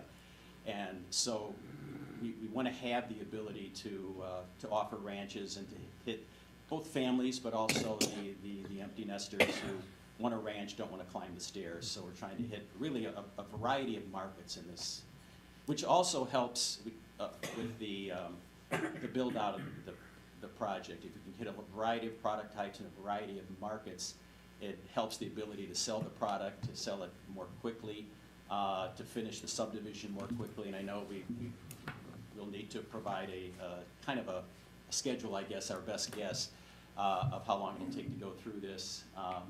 But that type of variety just helps things get done more quickly and work better in the market. Absolutely.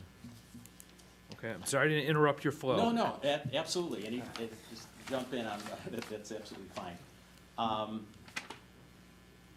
well, I guess as long as we were on that, the other thing that I did want to touch on, that Dan brought up is the lot coverage of 40% that we talked about. And just so you know, where that started from is we had, there is a 35% lot coverage in the R5 district.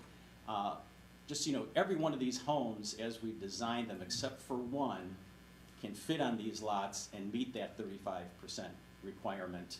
They're all below that. So it really wasn't a big issue.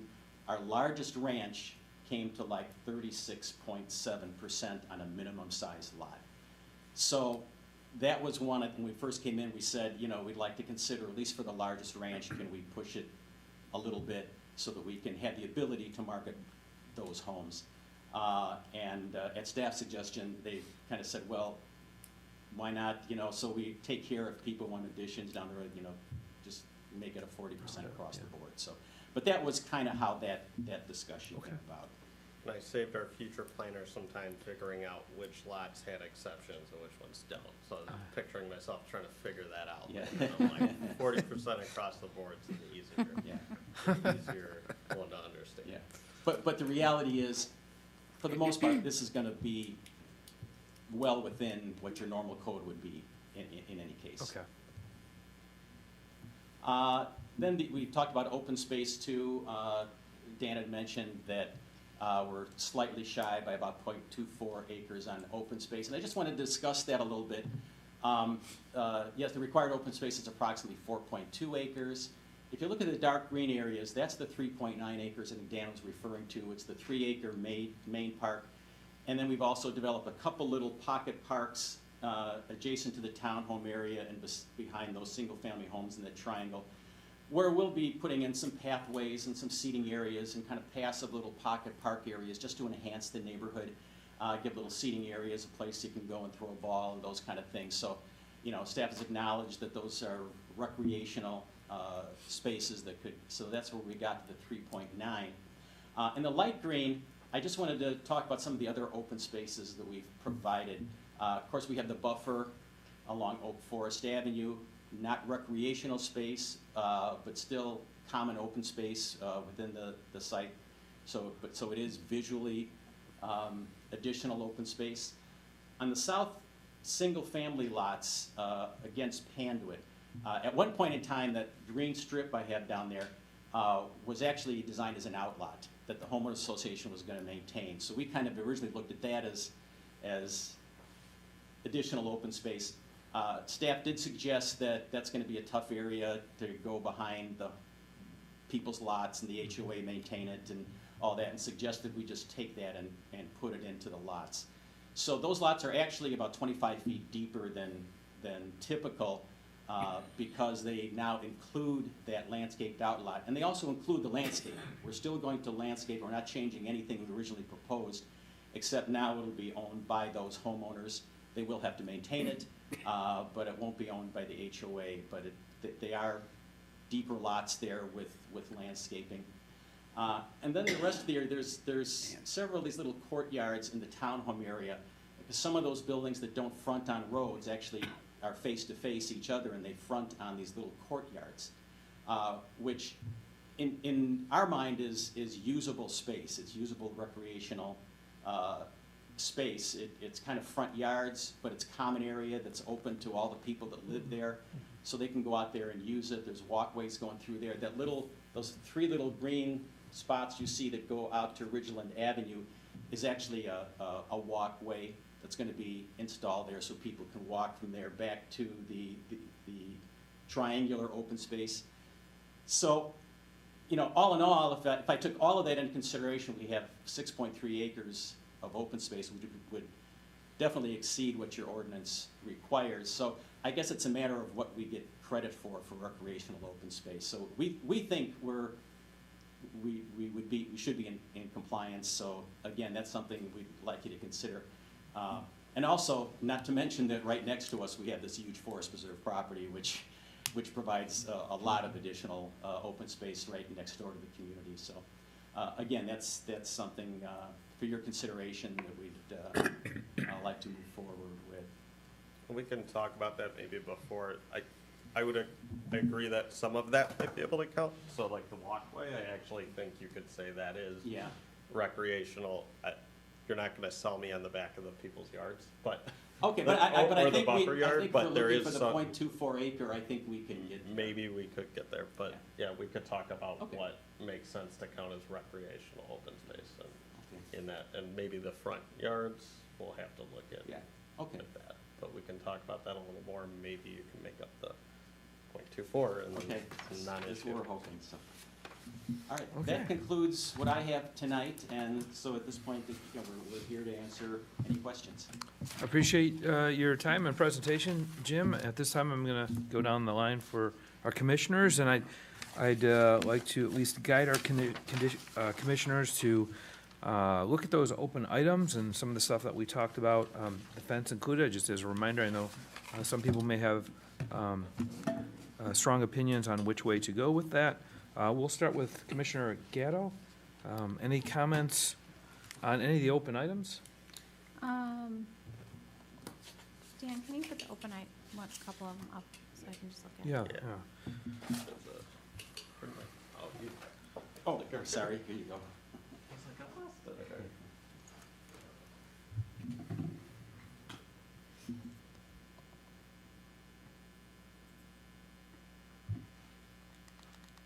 There we go, right there.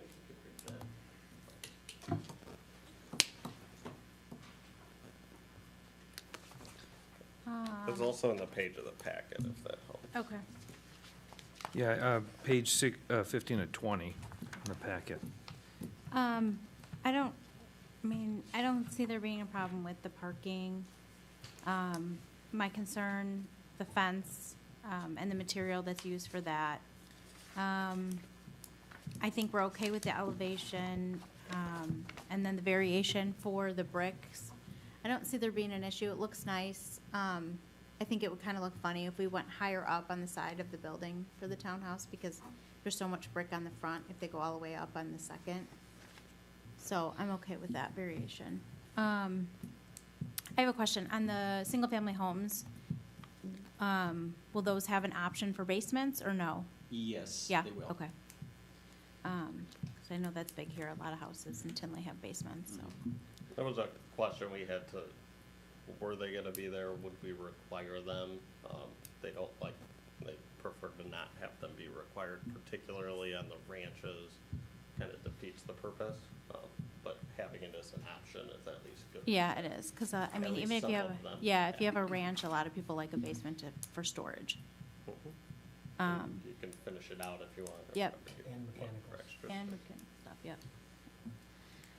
So you prefer vinyl on the fence or a Yeah. different material? Yeah, or whatever that materials that they're using for Brookside Glen, I like how that looks. And it's pretty much sustained itself the entire time, where the houses back up down 80th Avenue.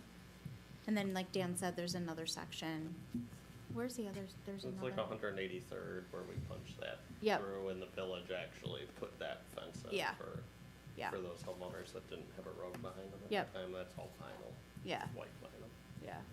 Because I know somebody mentioned on this side about salting during the winter and issues with that. Yeah, Commissioner Truxell. So, and I would just say that I think that's not a bad idea to explore. I'm not, dictating it, but, Mhm. and I'm just curious if the other commissioners, as we go through comments, have similar insights. Yeah, I mean, that's all I have. Okay, thank you, Commissioner Gatto. Commissioner Manny. I think, Commissioner Gatto, I concur with her comments. I'm pleased to see like that this area to be developed, it's been, needing something, coming to that area. But yeah, but like again, what Commissioner Gatto said, like that fencing, I think it should be more of a durable, material, so it could withstand, time, without a lot of maintenance. We'll certainly take a look at the fence options and. Yeah, just perhaps an alternative, just to compare. I know, as I think Dan said, that, I know with the pricing goes up on that, But it may save costs to the homeowner.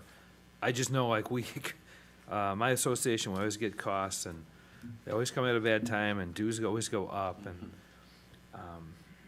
you know, if that can be attacked where it's not. But as you said, you didn't have issues with your own type fence, so if you can make a case, I think that's, Materials have been bizarre, which I get, like, this will be over a long period of time, so we'll have some there, but at the 7-Eleven property, I still don't think, like, that development's done.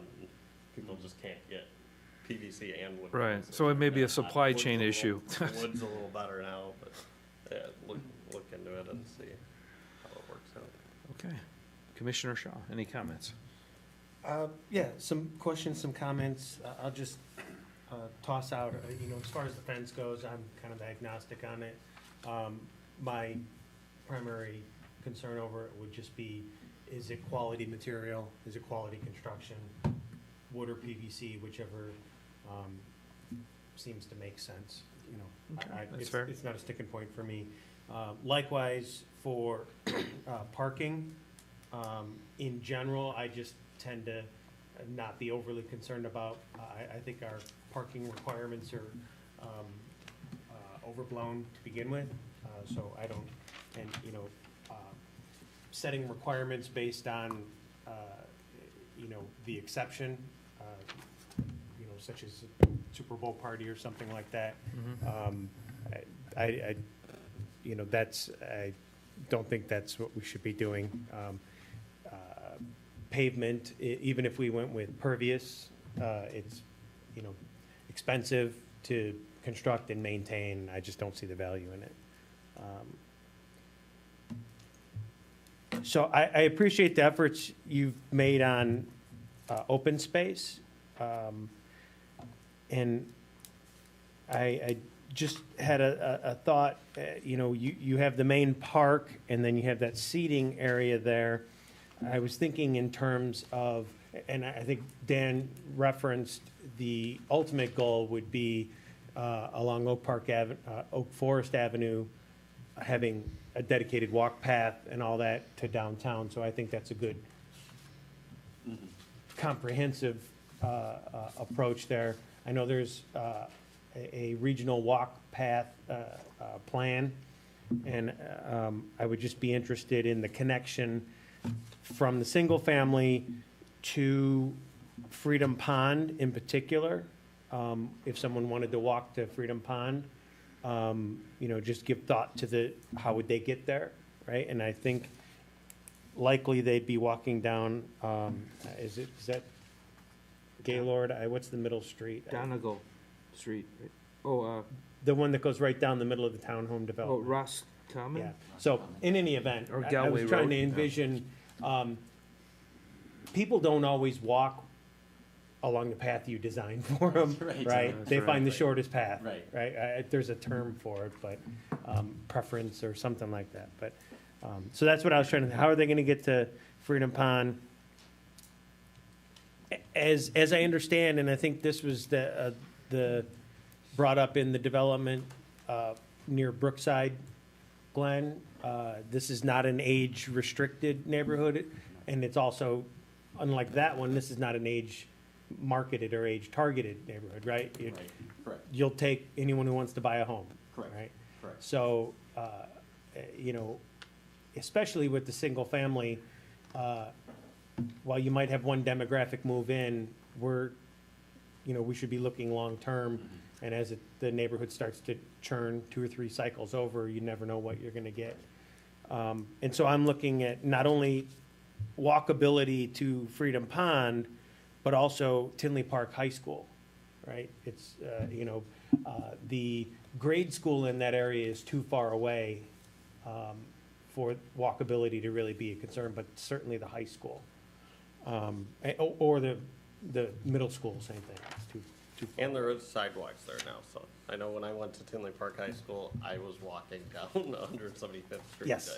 after school, but. Yeah, there's a sidewalk. but you have to cross to the south side Yeah. to get to the walk path, right? Yeah. So, and again, I realize with developers, there's only so many requirements that a community can put on you. But you know, just as you try to get the best deal, so does the community, right?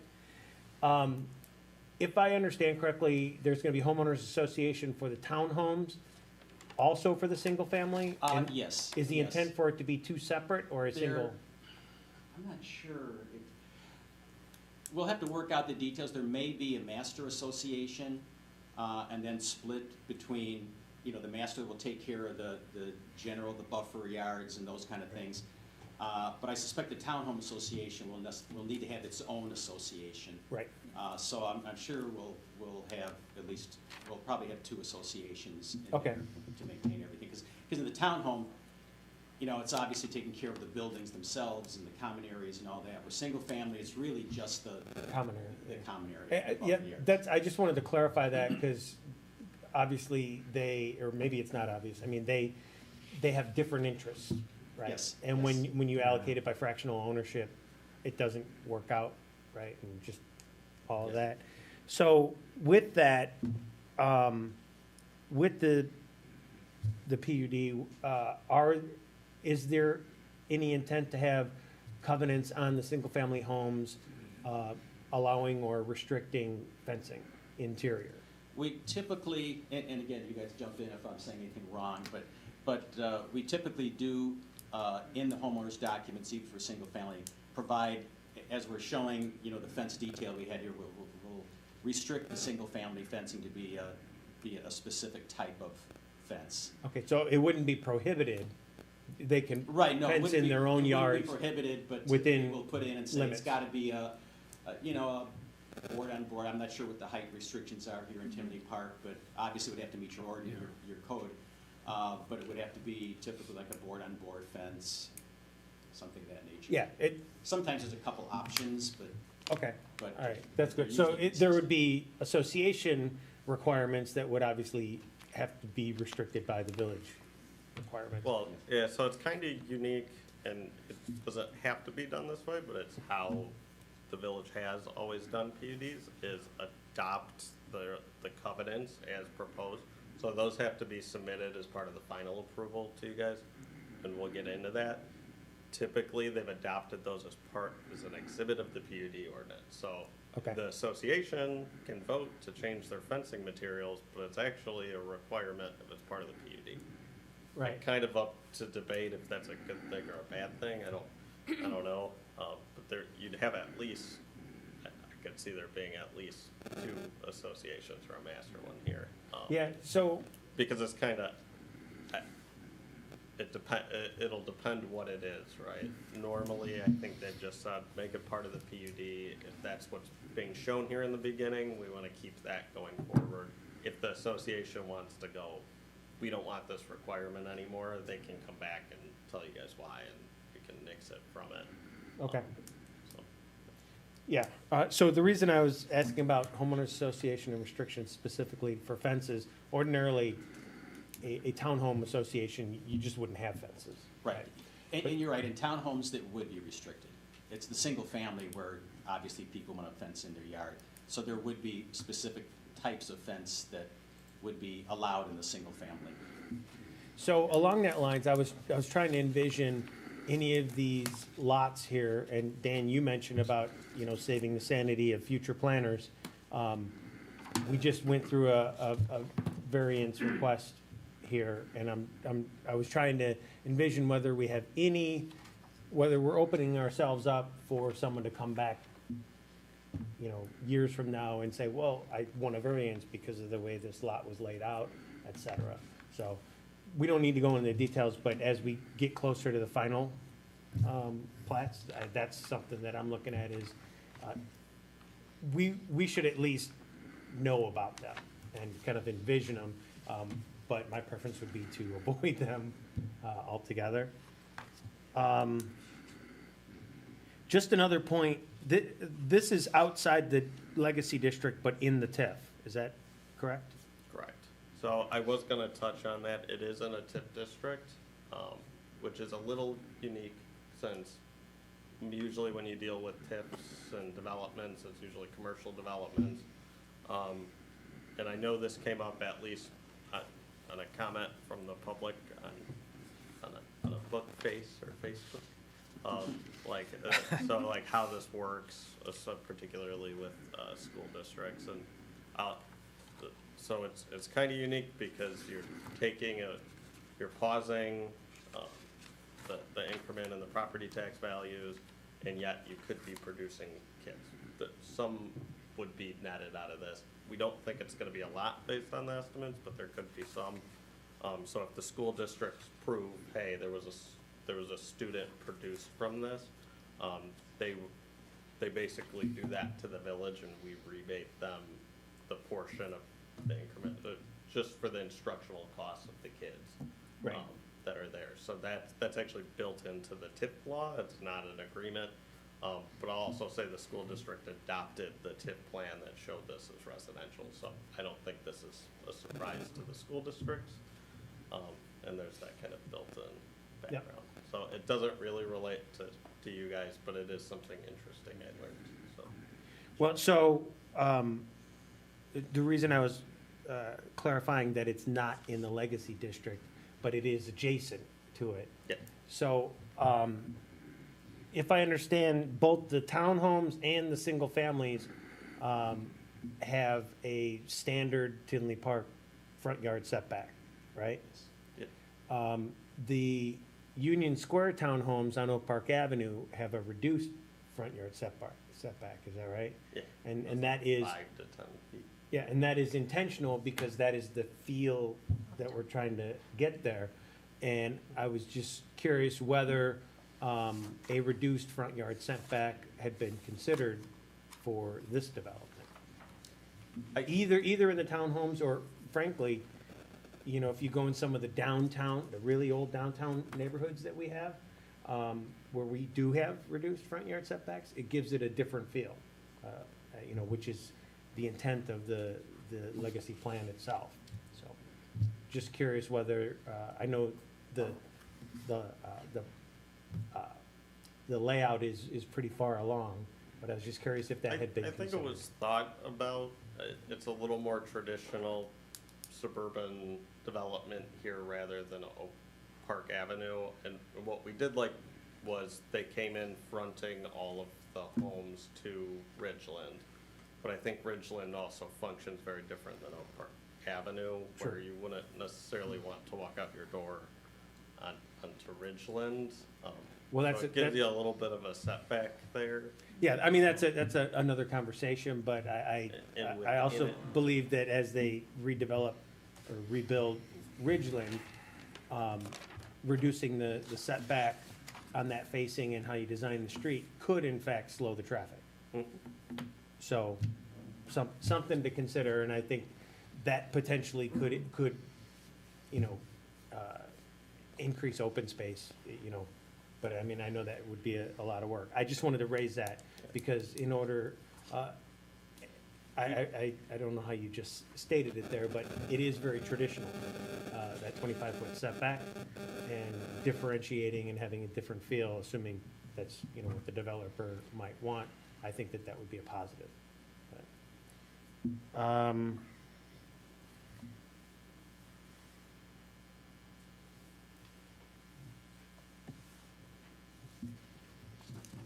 I had one more point on the brick.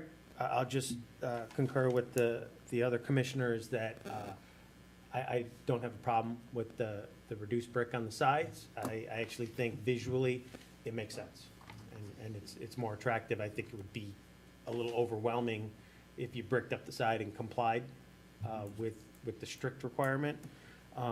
And I do like how, at least in the color illustration, you put a little bit of a gable on the side window. Visually, I think in the way that you've altered the front to give it some character, I think a similar treatment on some of those side elevations would add some character to it, right, and break up the monotony. You definitely did that with the little gable, but maybe like a little bump out or garden windows here and there would give it a little bit of visual appeal. I know in some of the older neighborhoods here in town, which were built in the 40s and were very cookie cutter Cape Cods and all that. That's how a lot of them have added character to very straight boxes. They just, with some bump outs here and there. So, I think that about covered it. Okay, All right. thanks, Commissioner Thank you. Shaw. Yeah, absolutely. Commissioner Gaskell, any comments? No, I have no comments. Okay, Commissioner Lucido. Well, one comment I have, I think it's a, it's a very good-looking project. It's definitely improving the land in that area. And I do like that it's gonna create walkability to downtown Tinley and everything. I just want to touch on something that Chairman Gray had brought up earlier, and I guess it's along with the buffering with regards to the park and where ABC Supply is right now. I guess my one question is, with that being still zoned or ORI, is there any type of like height restrictions or anything with regards to ORI zoning? Yeah, you're saying like the building? Yes, would be in there? yes. Yeah. Okay, so there's still gonna be like height restrictions, like somebody could come in there and put up an office building. I mean, it is actually, the ORI actually allows pretty high, it allows like 4 or 5 story buildings in it. So, Okay. And I think but Per- it'd be really tough to, I don't know who would redevelop that property with a 4 or 5 story office building. I'm just looking at any possibility because it's kind of left to the unknown right now. I mean, I know it's kind of an eyesore right now. They probably have to put an underground parking garage. Yeah, and that's really been and D.R. Horton's been a good partner. I think they've explored it quite a bit and have tried to obtain that as part of this development. Not because it adds a ton of value to the project, probably because I asked, but they have tried because it makes sense if that would be part of this, but you have to have a willing party too. Oh, no, I completely understand. It's just, I'm just looking at the unknown, I mean, you have a park butting up against it, and I know you're gonna put some sort, because you don't want to put a fence there, because then that becomes part of the park district's problem, right? To deal with the fence, if you had to put up any type of buffer there, so it's gonna be trees or whatnot, butting up against that ABC lot right now. And they're working with the park district, so ultimately if the park district goes, we really need a fence there because we don't want kids to see into that Or the get fence into is a it, bad I thing. mean, you don't even know That'll be what's part on that property, and That'll kids be will part of go. the if I've given full control of that park because I know nothing about park design to the park district, so we're kind of giving it to them to say, what do you guys need here? You do park planning. So if it's a fence, the type of equipment they have in there, any parking is needed for it, that'll all kind of be up to them. Okay. I have nothing else. Okay, thank you, Commissioner Lucido. Commissioner Truxell. Okay, just a few things. A couple of, the pros I like was the 15-foot side setback between the homes. That's a good idea, right? So it's 7.5 per, right? So that's a good idea. Thanks for putting that in there. The brick masonry, I agree with all the other commissioners on the townhomes. The way that that's set up on the side, that's great. And thanks for consideration for the sidewalks to downtown. That's, that's perfect. So, a couple of the concerns I had though was material. So vinyl siding, was there consideration for using hardy board instead of vinyl siding? That could be a lot of vinyl siding on the rears of these townhomes, even though it's on the back. You have back windows on the townhomes, and you look to the back and you see a 2.5-story building that's all vinyl siding. So that's kind of a concern of mine from an aesthetic standpoint. Also with the vinyl siding all the way to the ground level on the townhomes, that could be susceptible to damage in the winter. You've got freeze thaw at ground level. You could have snow blowers or snow plows shoving snow into there and damaging the vinyl. And I understand there's probably a narrow gap there to put masonry in, but I just haven't seen the design. I don't know what the measurements are there. So I'd kind of like to consider adding masonry or brick on the back lower portion of the townhomes. And then when I look at the layout of the subdivision for single families, some of the cul-de-sacs, or two cul-de-sacs, to me, for waste removal, we have some pretty large trucks that have to get in there.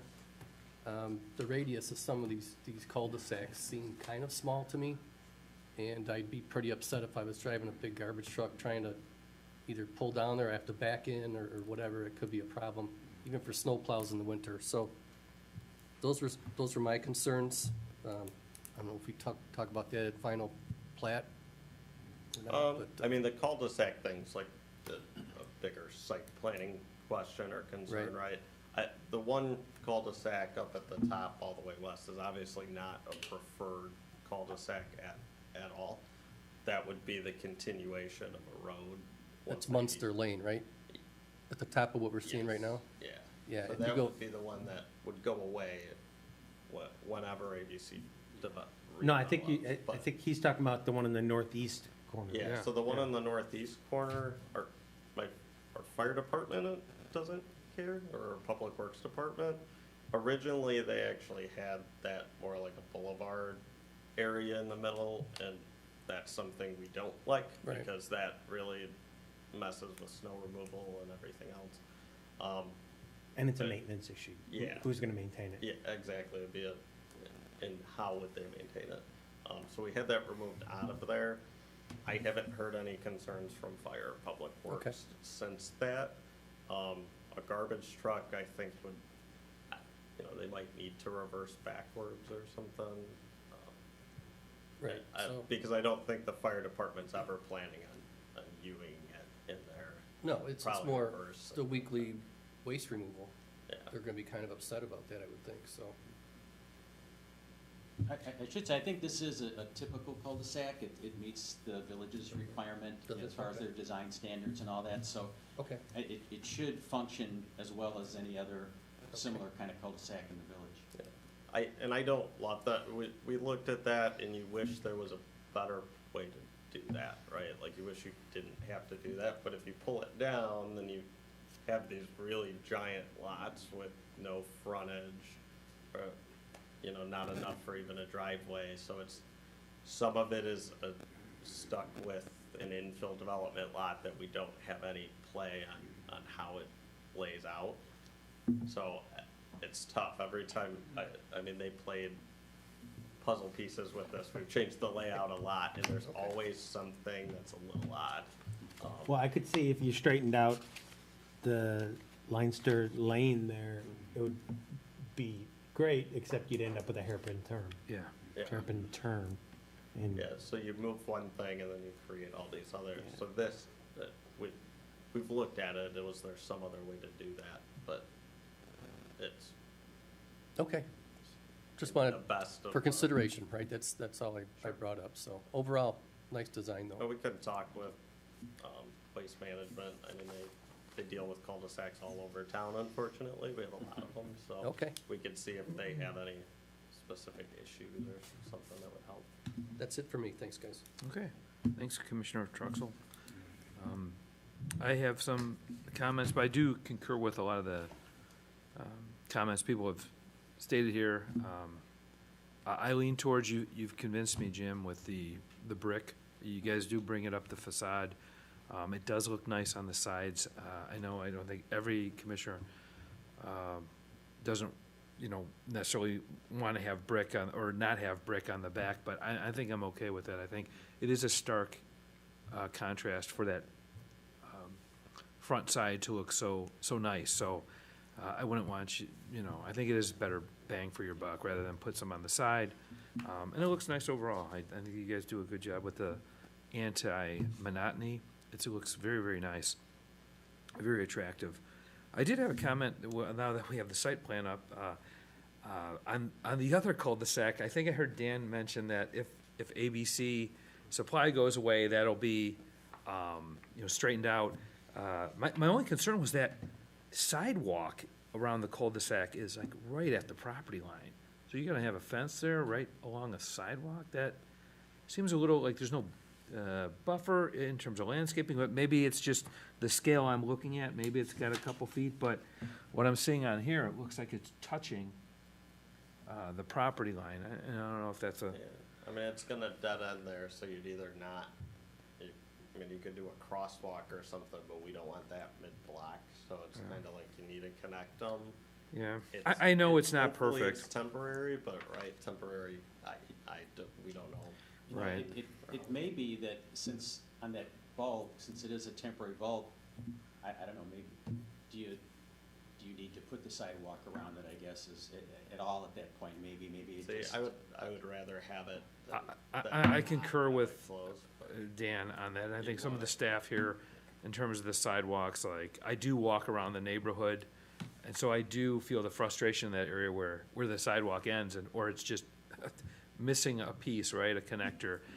And then you're walking on the driveways, to Commissioner Shaw's point. Not everybody walks where you design them to walk, and that is for sure.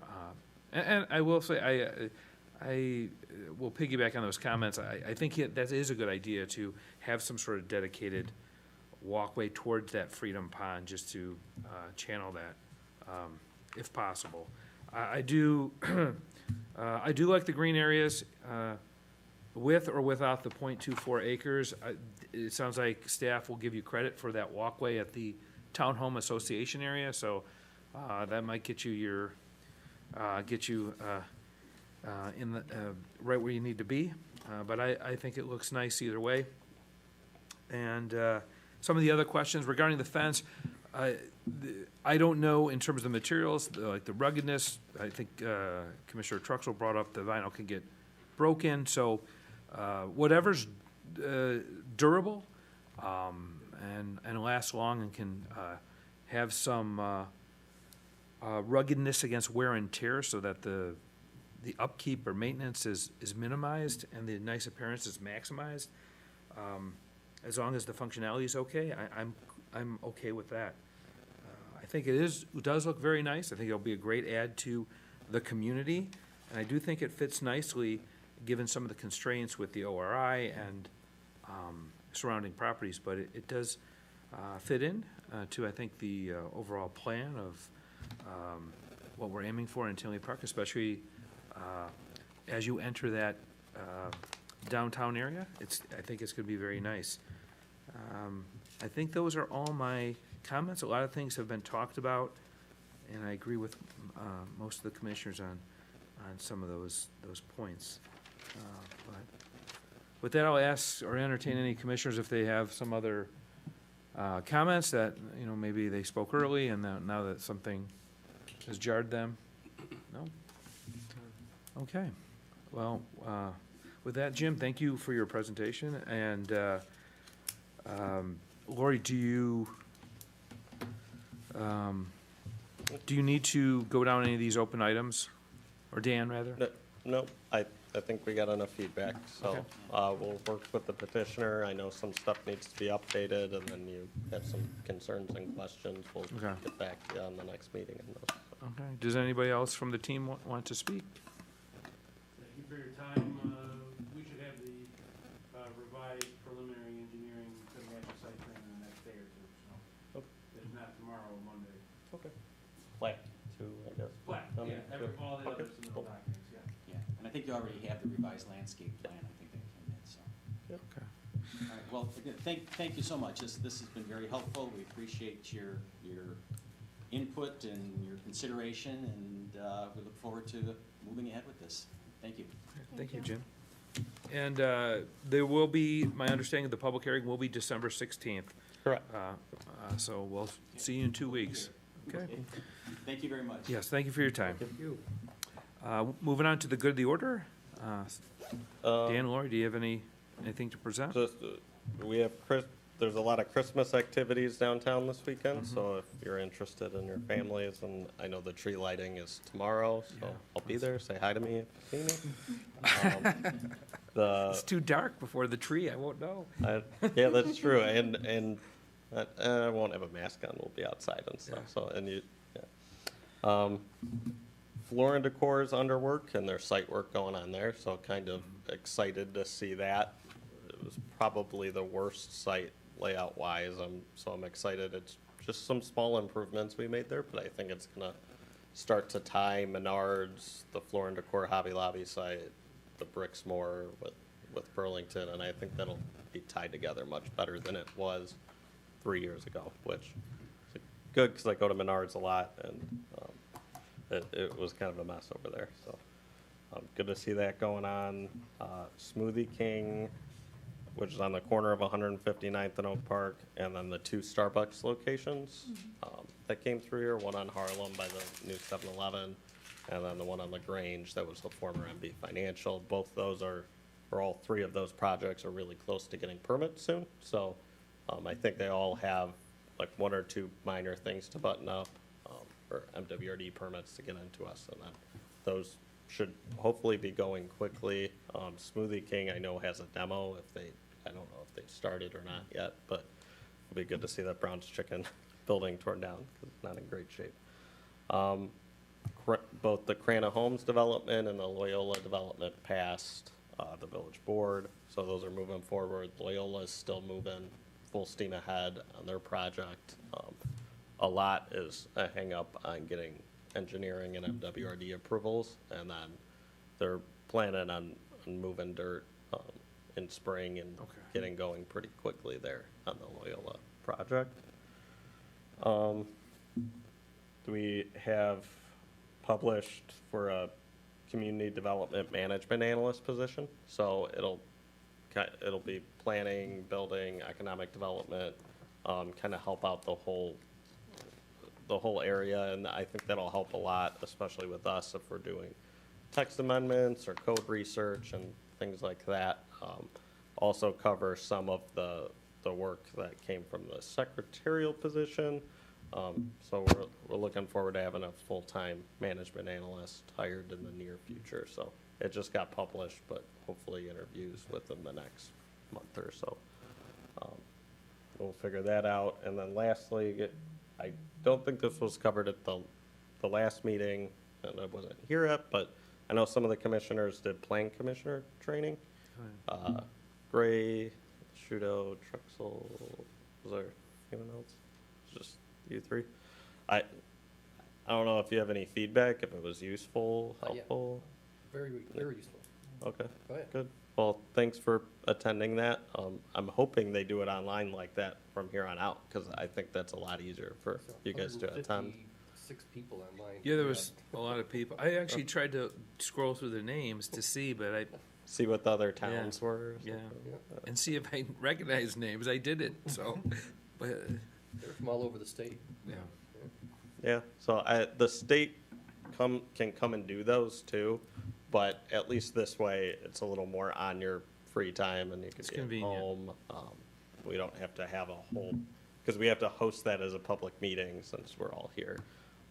So good to hear that went well, and next year we'll let everybody know too. Sometimes it's just a good refresher to know, and it's easier for someone like that to say, to tell you what to think and what you should be doing, and situational stuff than staff sitting here saying that. So good to hear the feedback.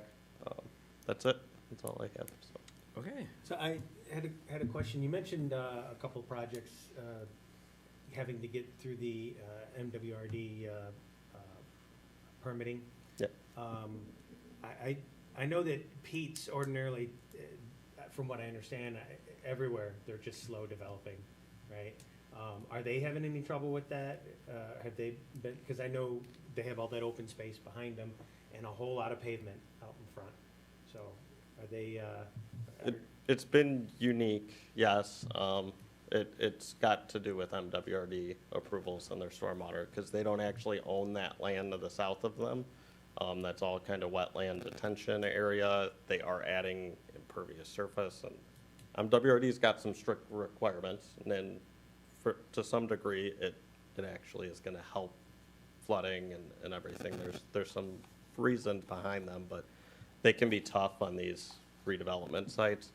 And that's one of them, is they've had to put some of it underground, which can be expensive and time consuming. So that's another one that's kind of waiting on MWRD. Yeah, But I I knew think they were they taking might a while. have the approval now. So Okay. they should be close to hopefully at least, they got a lot of work to do out there. Because So they have even if it's just timetables moving on dirt. those phases. What's that? They have timetables too, so Yes. any and they have- delay is gonna, Yeah, and they'll actually be back before you guys within the next month, so they're slightly changing the warehouse plans and doing some small additions for additional office space in there. Actually where like the Kmart entrances used to be and the overhangs and the roof's already there. So they'll be back before you guys soon, so maybe I assume by the time they're back before you, we'll have some hard dates for the project overall. That's good. I was assuming they weren't actually stalled, you know, and They want to get moving, Yeah. they're calling us too, but it's MWRD, it's a requirement, and the village is also, we'd love to skip that step, but we can't, so, Ideal. we're working through that, but I think they got their MWRD permit, if I'm not mistaken, so that might happen sooner than later. good to hear. okay.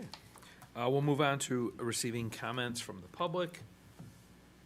Seeing no comments from the public, we'll move on to adjourn the meeting. May I have a motion to close the meeting? Motion. Do I hear a second? Second. I heard Commissioner Gaskell for the first and seconded by Commissioner Truxell.